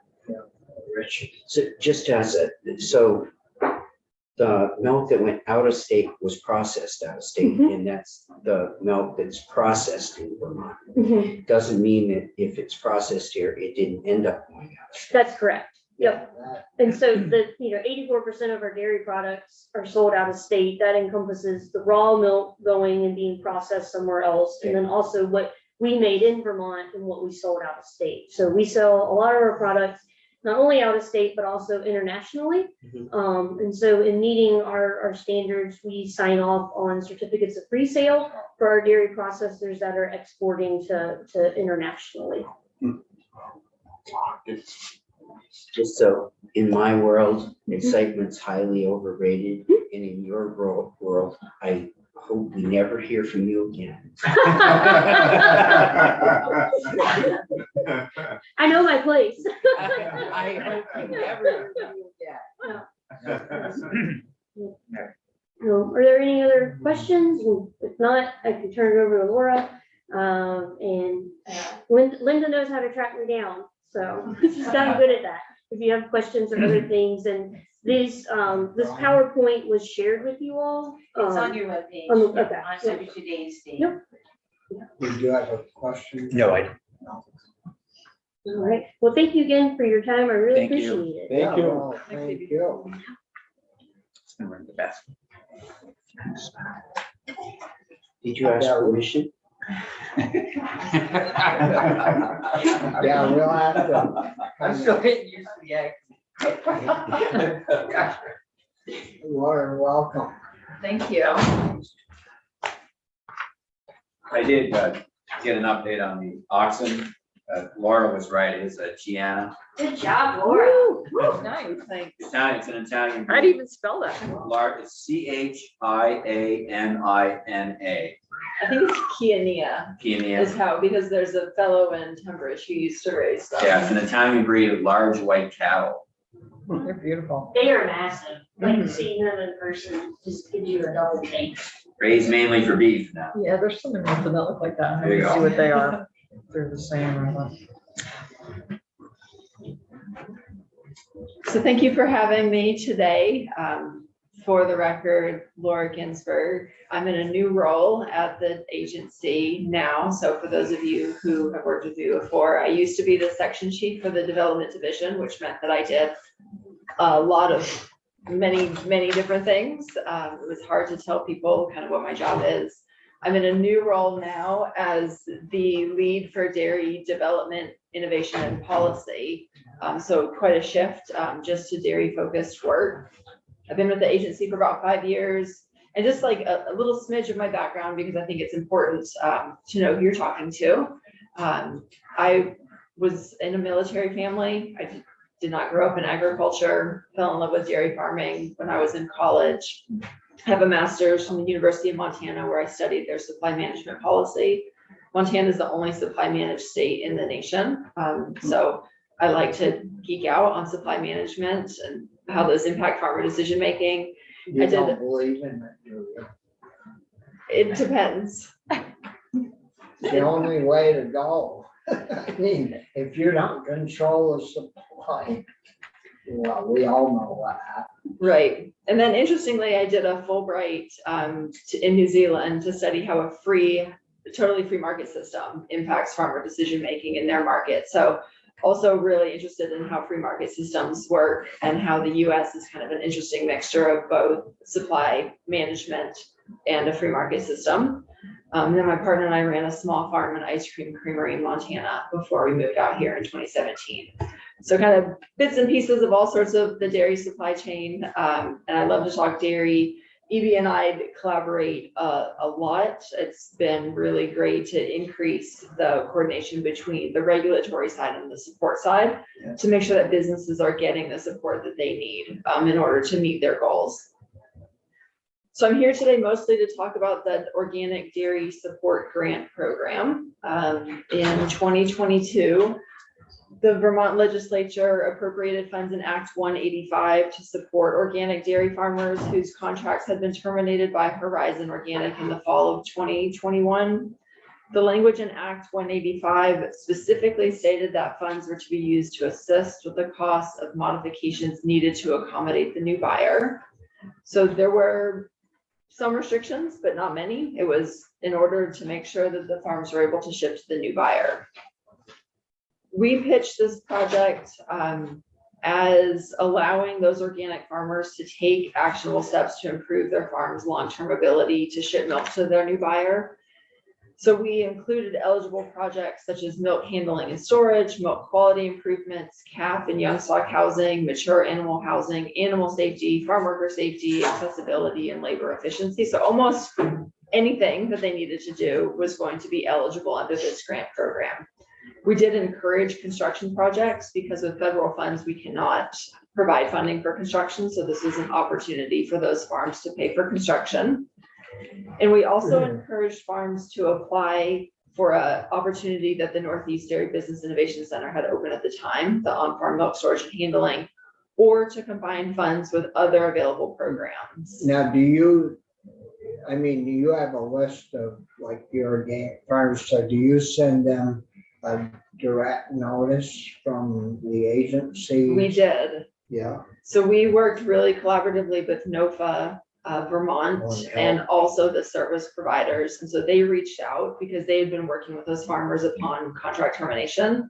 And then we sent emails, and I actually called everybody as well, just to make sure that they knew that the program was open for them. Yeah, that's good. So at the start, so I'll just finish. The other programs that we wanted to make sure that people could leverage included Farm Service Agency loans from the Farm Storage Facility Loan Program, which pays for bulk tanks or could pay for grain bins. It's meant for on-farm produced commodity storage. Agency of Agriculture Water Quality grants, such as funding for best management practices, knowing that there were some animal housing and animal transit projects that needed to happen, or Vermont Farm Fund loans.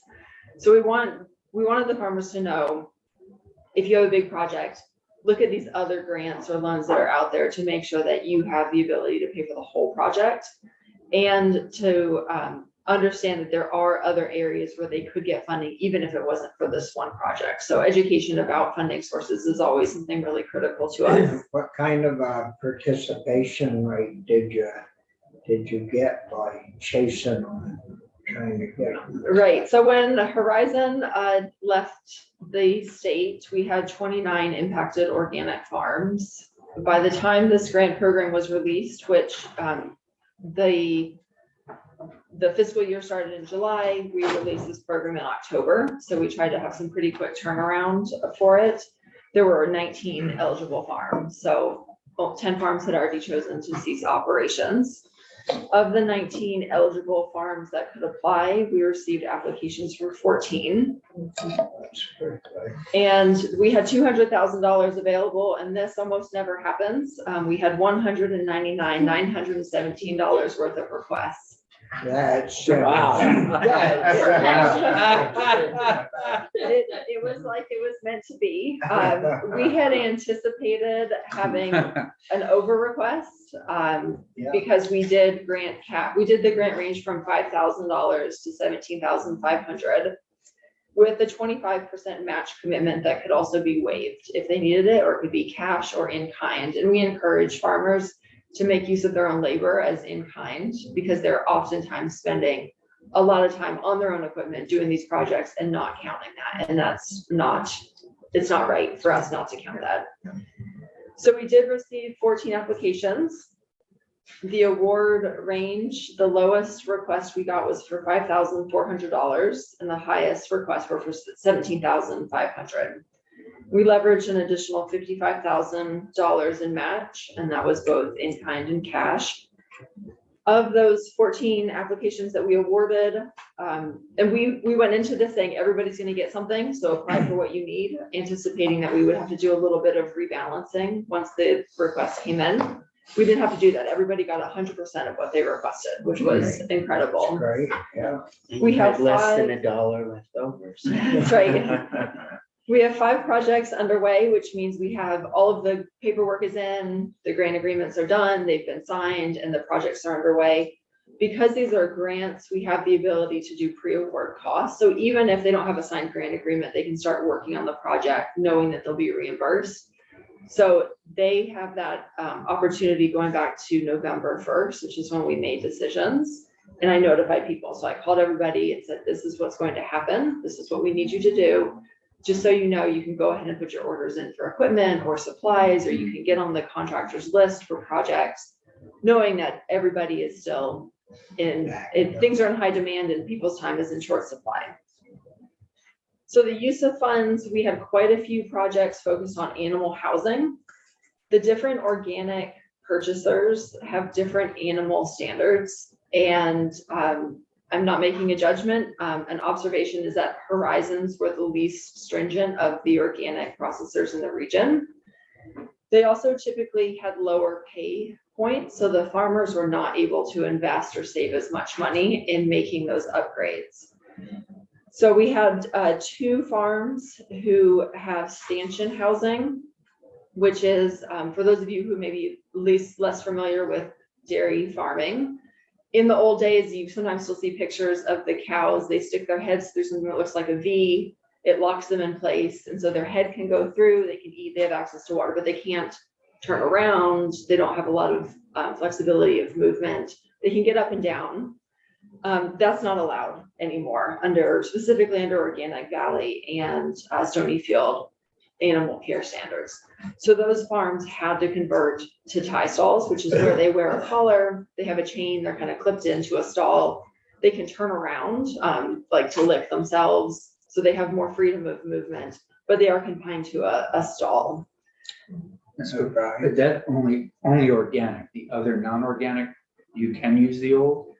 Stanchions are incredibly labor inefficient. Okay. And so most people don't use them. And these would be on very small organic farms milking usually 40 cows or fewer, because they take up a lot of space. Thank you. So pretty much nobody uses them anymore. It's pretty rare now. And the bigger guys, the bigger ones are all loose. They can go walking around and they have rubber pads they lay on. They live better than you do. So how many is there with stanchions left? Because my view is if you're under 50 cows, there's still quite a few that have stanchions. Yeah. So most of the really small farms are tie stall still. Yep. So it's the way the animal is constrained in the stall that makes it different from a tie stall to a stanchion. And if farmers are shipping to Organic Valley or Stonyfield, which are essentially the only organic processors in the state now, they are not allowed to have stanchions. Well, yes and no. They have a few farms that are left that are like that. I'm just wondering what the overall field is. I asked this because they have started shutting down. They sent out the second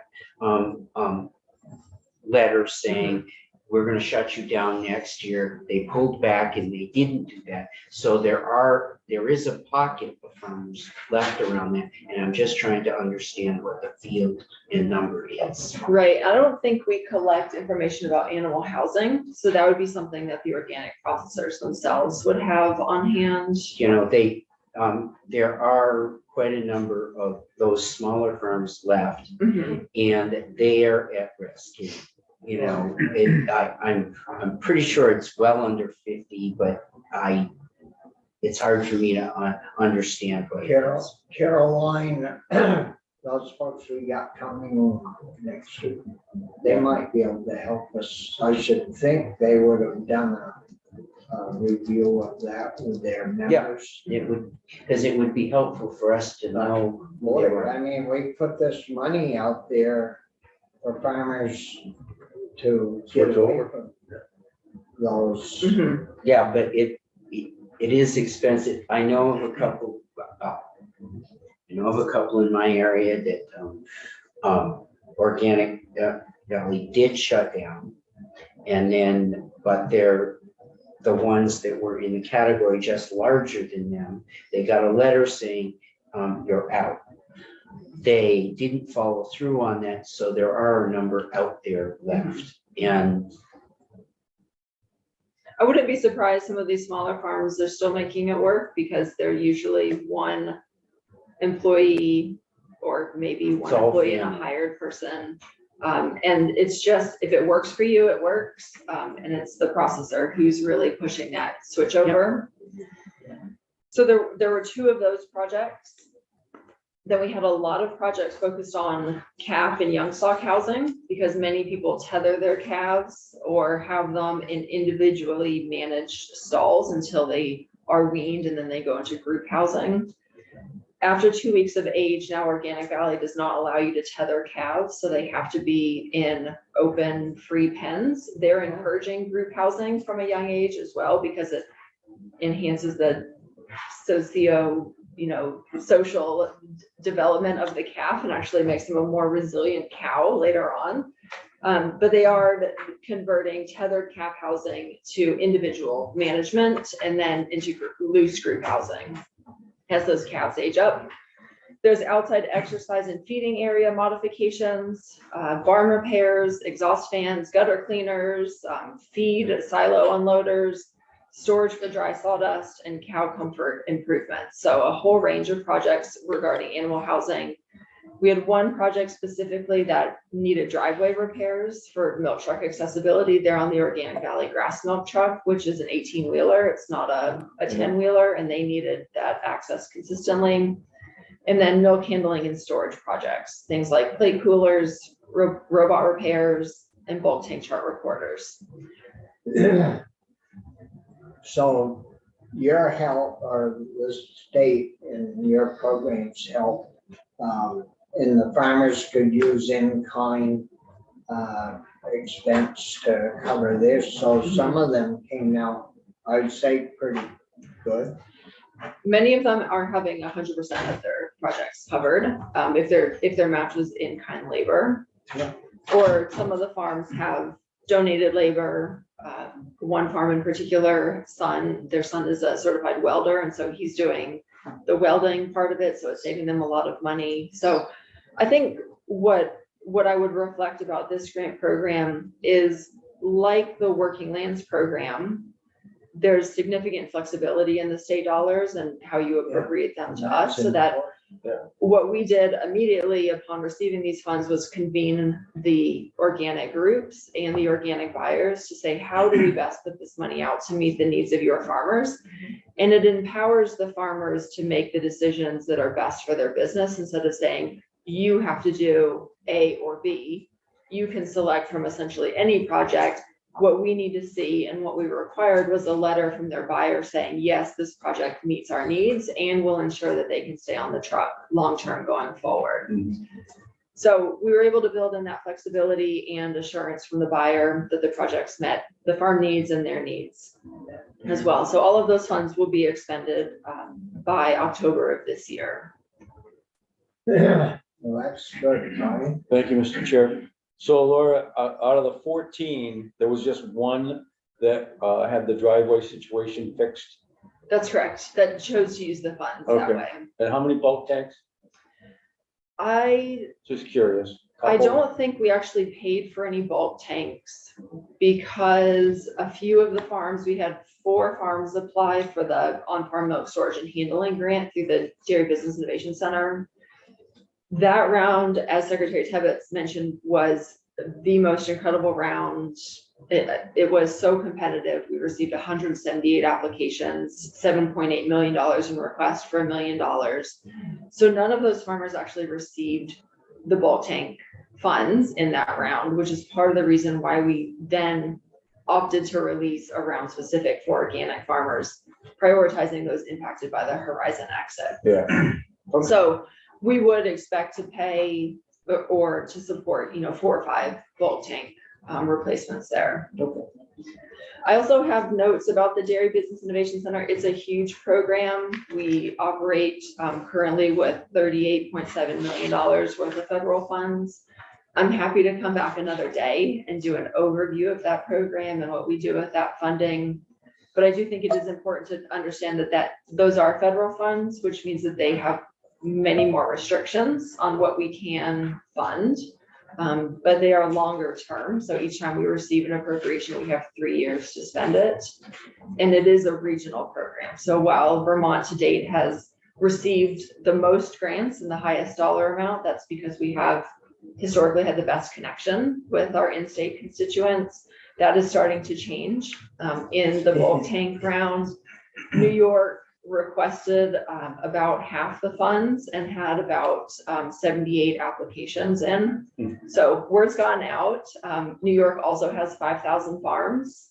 So, if even 10% of New York applies, that's almost as many farms as we have in the entire state. So just being cognizant of that being a federal program that represents a region, the opportunity is different, but also the funding levels are different. We do grants. We're about to release a round for processor expansion where we're doing grants up to $1 million. So it's a different level of funding we can offer there. Now, those are going to processors, the million. Yeah, Those one- Cabot's in, Mhm. aren't they in on one of those or? Agrimark received a packaging innovation grant for about $350,000 to look at their plastic film. So we released $1 million for packaging innovation last year. We have 5 recipients. 4 of them are focused on plastic film and the other is. What's the deal with that? So right now, all the plastic film, so if you think about basically buying any kind of cheese, Jasper Hill, Cabot, Vermont Creamery, the Chev logs from goat cheese, all of those are packed in virgin plastic of varying densities. And I learned more about packaging than I ever thought that I would in reviewing these grants. So if you think about a cheddar cheese that's aged for a long time, it's much more dry than a fresh cheese that has a higher moisture content. So those are different types of film. And if it's run through a machine where, say the Chev logs, that's an extruder machine that is putting 5 logs in those plastic, sort of like the cups, and then it's a different plastic that gets sealed on top. So there's multiple kinds of plastic even across one type of package. So Cabot is doing a project on their cheddar and pepper jack. And then we have Vermont Creamery doing a project on their Chev line. Jasper Hill is looking at their specialty cheeses that are have the exterior mold ripened. So that's another different type of packaging. We have one with Stonyfield that's looking at their Yo Baby pouches, which is actually a tri-layer pouch with an additional plastic cap. So it's multiple kinds of plastic. And then Big Picture Farm is a goat milk, a smaller sized goat milk creamery. They do caramel, and they're doing a whole packaging line assessment and realignment to meet compostable standards. So they're trying to figure out a better product to use or They are. or to get away from that trash, Mhm. because that all ends up Yeah. in the trash. Right. Well, it all ends up with you. At the DPAC. Yeah, they truck it to Coventry. No, it goes, it's sold out of state. So the EV film, Columbus. the 3 film specific projects are all looking at multiple potential solutions, either consumer recycled content, compostable or recyclable films. Great. And so they're all trialing. What these funds do as an example is they give the business the flexibility to make mistakes in piloting a new product and to work with experts in developing a new packaging line that just provides that safety net for failure that happens in the R&D process. The Stonyfield project is interesting because it's on a pouch. So they're looking at, right now, the pouches contain interior aluminum, so the pouch themselves cannot be recycled. The caps are also going to be lightweighted. So even though it's like a tiny little cap that doesn't weigh very much, they're going to lightweight it by something like 15%. And over the course of the hundreds of millions of pouches they sell across the nation each year, it's going to save, I don't have the numbers in front of me, but it's an incredible amount on the plastic and the amount of fuel that's used to transport those pouches. So, the little changes add up to some really big. Oh, yeah. So there, as you can tell, just in that one project, there's a lot going on in the Dairy Innovation Center. We have, just so you know, we have received to date so far 353 applications totaling $19 million. We have 107 projects totaling $7 million underway, and we have 24 projects pending for an additional $2 million. We have received the $38.7 million, and of that, between 70 and 80% of our funds are going back into the dairy system as grants or contracts for direct technical assistance. So we prioritize that reinvestment of funding into the dairy system. How many people do you have that help you? I'm really excited to say we are fully staffed now. So it's myself as the lead, and then we have a regional programs manager who manages all of our grants. She's been with me since the start. She has a staff of 2 grant coordinators that write all of the grant agreements and monitor all of the grant projects. Then we have an outreach coordinator. Her name is Katie Spring. She just joined us recently. She's amazing. Does our monthly newsletter that I'll also send you so you can sign up for it. And then we have a grants and contracts administrator who makes sure that we're meeting all of the state and federal guidelines. Well, that's not, so there's 6 of you in total? Right, so, there's 5 full-time and 1 person who spends a little bit of time on multiple things. A pretty tight ship. It is, that's how I like to run things. That's good. Too many cooks spoil the soup. Mhm. So I'm happy to come back and talk more Yeah, about we'll- that and do a We'll have presentation you with back, slides. Give you more time to go through your. Sure thing. Yeah. Very helpful. Any other questions? Thanks, Lou. Very Thank you so helpful. much. Yeah. Great. Steve, did you have anything to offer? I can say something quickly if you don't mind. I just wanted to point out those Yo Baby pouches sound like an HR issue.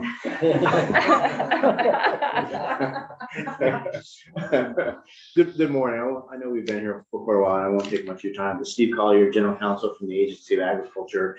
I want to echo Senator Starr and Senator Collmore's your thoughts about our agency. The people are incredible, and they're a resource for you. They're really talented. They're dedicated public servants. I work for a number of government entities. The range of expertise and experience in this one is phenomenal in my judgment. And so, unfortunately, like every chain, there's a weakest link. It tends to be me. I don't. That's not the secretary. I don't know a lot. Sometimes nothing, You but. went through what we had to go through to get you there. Fair enough. That'd be the weakest link. Well, I view my role as a little bit of an umpire. I listen to all of our experts. I listen to all of our constituents. I listen to our sister agencies, and I try to call balls and strikes. And given the regulatory morass, frankly, that sometimes exists, that's not always easy. But just as I would like to say that I can't tell you, and I've mentioned this before, but not to all of you here, how important a working relationship is between our agency and this committee. And that's true with the House Committee too.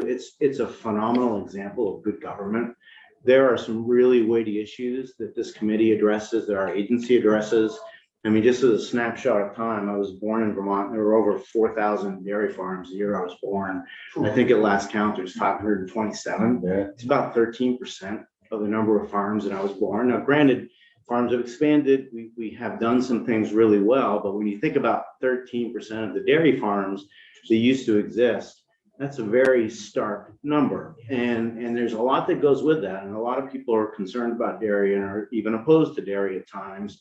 It's not that our agency, and Secretary Tevins is adamant about this, we support all forms of agriculture, but we are in a cold weather state with a short growing season, and not all forms of agriculture are viable year round. And so if Vermont does not have a form of agriculture that can be productive in December as well as in July, we're not going to have an agricultural industry. So as we think about all of the farmland that we're losing, we think about all the farms that we're losing, we think about the expertise that we're losing, as the median farmer is about 56 or 7 now, median.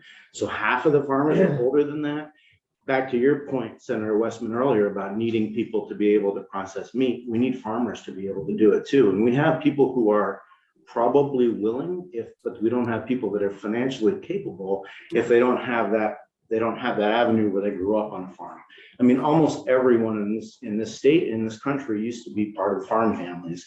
Now almost no one is, or a much smaller number. So finding that balance is, And, you know, it isn't just farmers not having the labor there. When I got into the trucking business with my family, our best employees were farm boys. You know, they come to work and you teach them how to operate a vehicle. Yeah. And I mean, they would work. And, you know, the city boys that would come, kind of a real different story. I remember those boys from Enosburg and Richford could box out. Yeah. No, a lot of businesses relied on, you know, the excess farm boys and girls to work in town and do different things. They just aren't there anymore. I'd just like to correct one thing. Anybody from outside, it's hard getting in, unless you come from a family with money. And, but if you're a farm family that's on land, the switch over to other forms of agriculture and other forms of things is extremely expensive. And most families that are in agriculture, that switch is beyond them without some of the programs that you're offering. So it isn't just people trying to get in. The generations that are trying to move to something else, it's virtually impossible. Well, that's a great point, Senator, and that's one of the things that Secretary Tepes talked on earlier with the accessory on-farm Thank you, business. Laura. We think it's imperative for the state and for our farms to be able to transition to what the next stage of agriculture means. And that means enabling active farms, keeping them in production by enabling them to do more without inundating them with things that are too onerous. And that's, when you're starting a new business venture, that's a very risky proposition on itself. But the more that you have to invest to make that happen, the more reluctant people are to do it. So absolutely, that's, and to you asked about that report earlier, Senator Collmore, the accessory on-farm business report. Yep. I would just keep in mind that from my perspective, that's more of an issue spotting document than it is a document that proposes resolutions. We do have some ideas about exactly what we think should happen, but that report more is intended to call out what's the framework. It needs to be improved, but doesn't really say how specifically to do that. Okay, that's fair too. Okay, yeah. So I would just say that I just want to know, all of you to know me and to know that we're always happy to help. We understand that the collaboration between this committee and our agency are instrumental to Vermont farms and to Vermonters. So please, our folks are really talented and we're always happy to help. So please reach out anytime and thank you all so much for your work. Thank you. Yeah. Yeah, good to meet you. Thanks. Yeah, thank you, Steve. Thanks, Steve. Thanks very much. Okay, we got Michael still waiting. He's with us if you want to break first.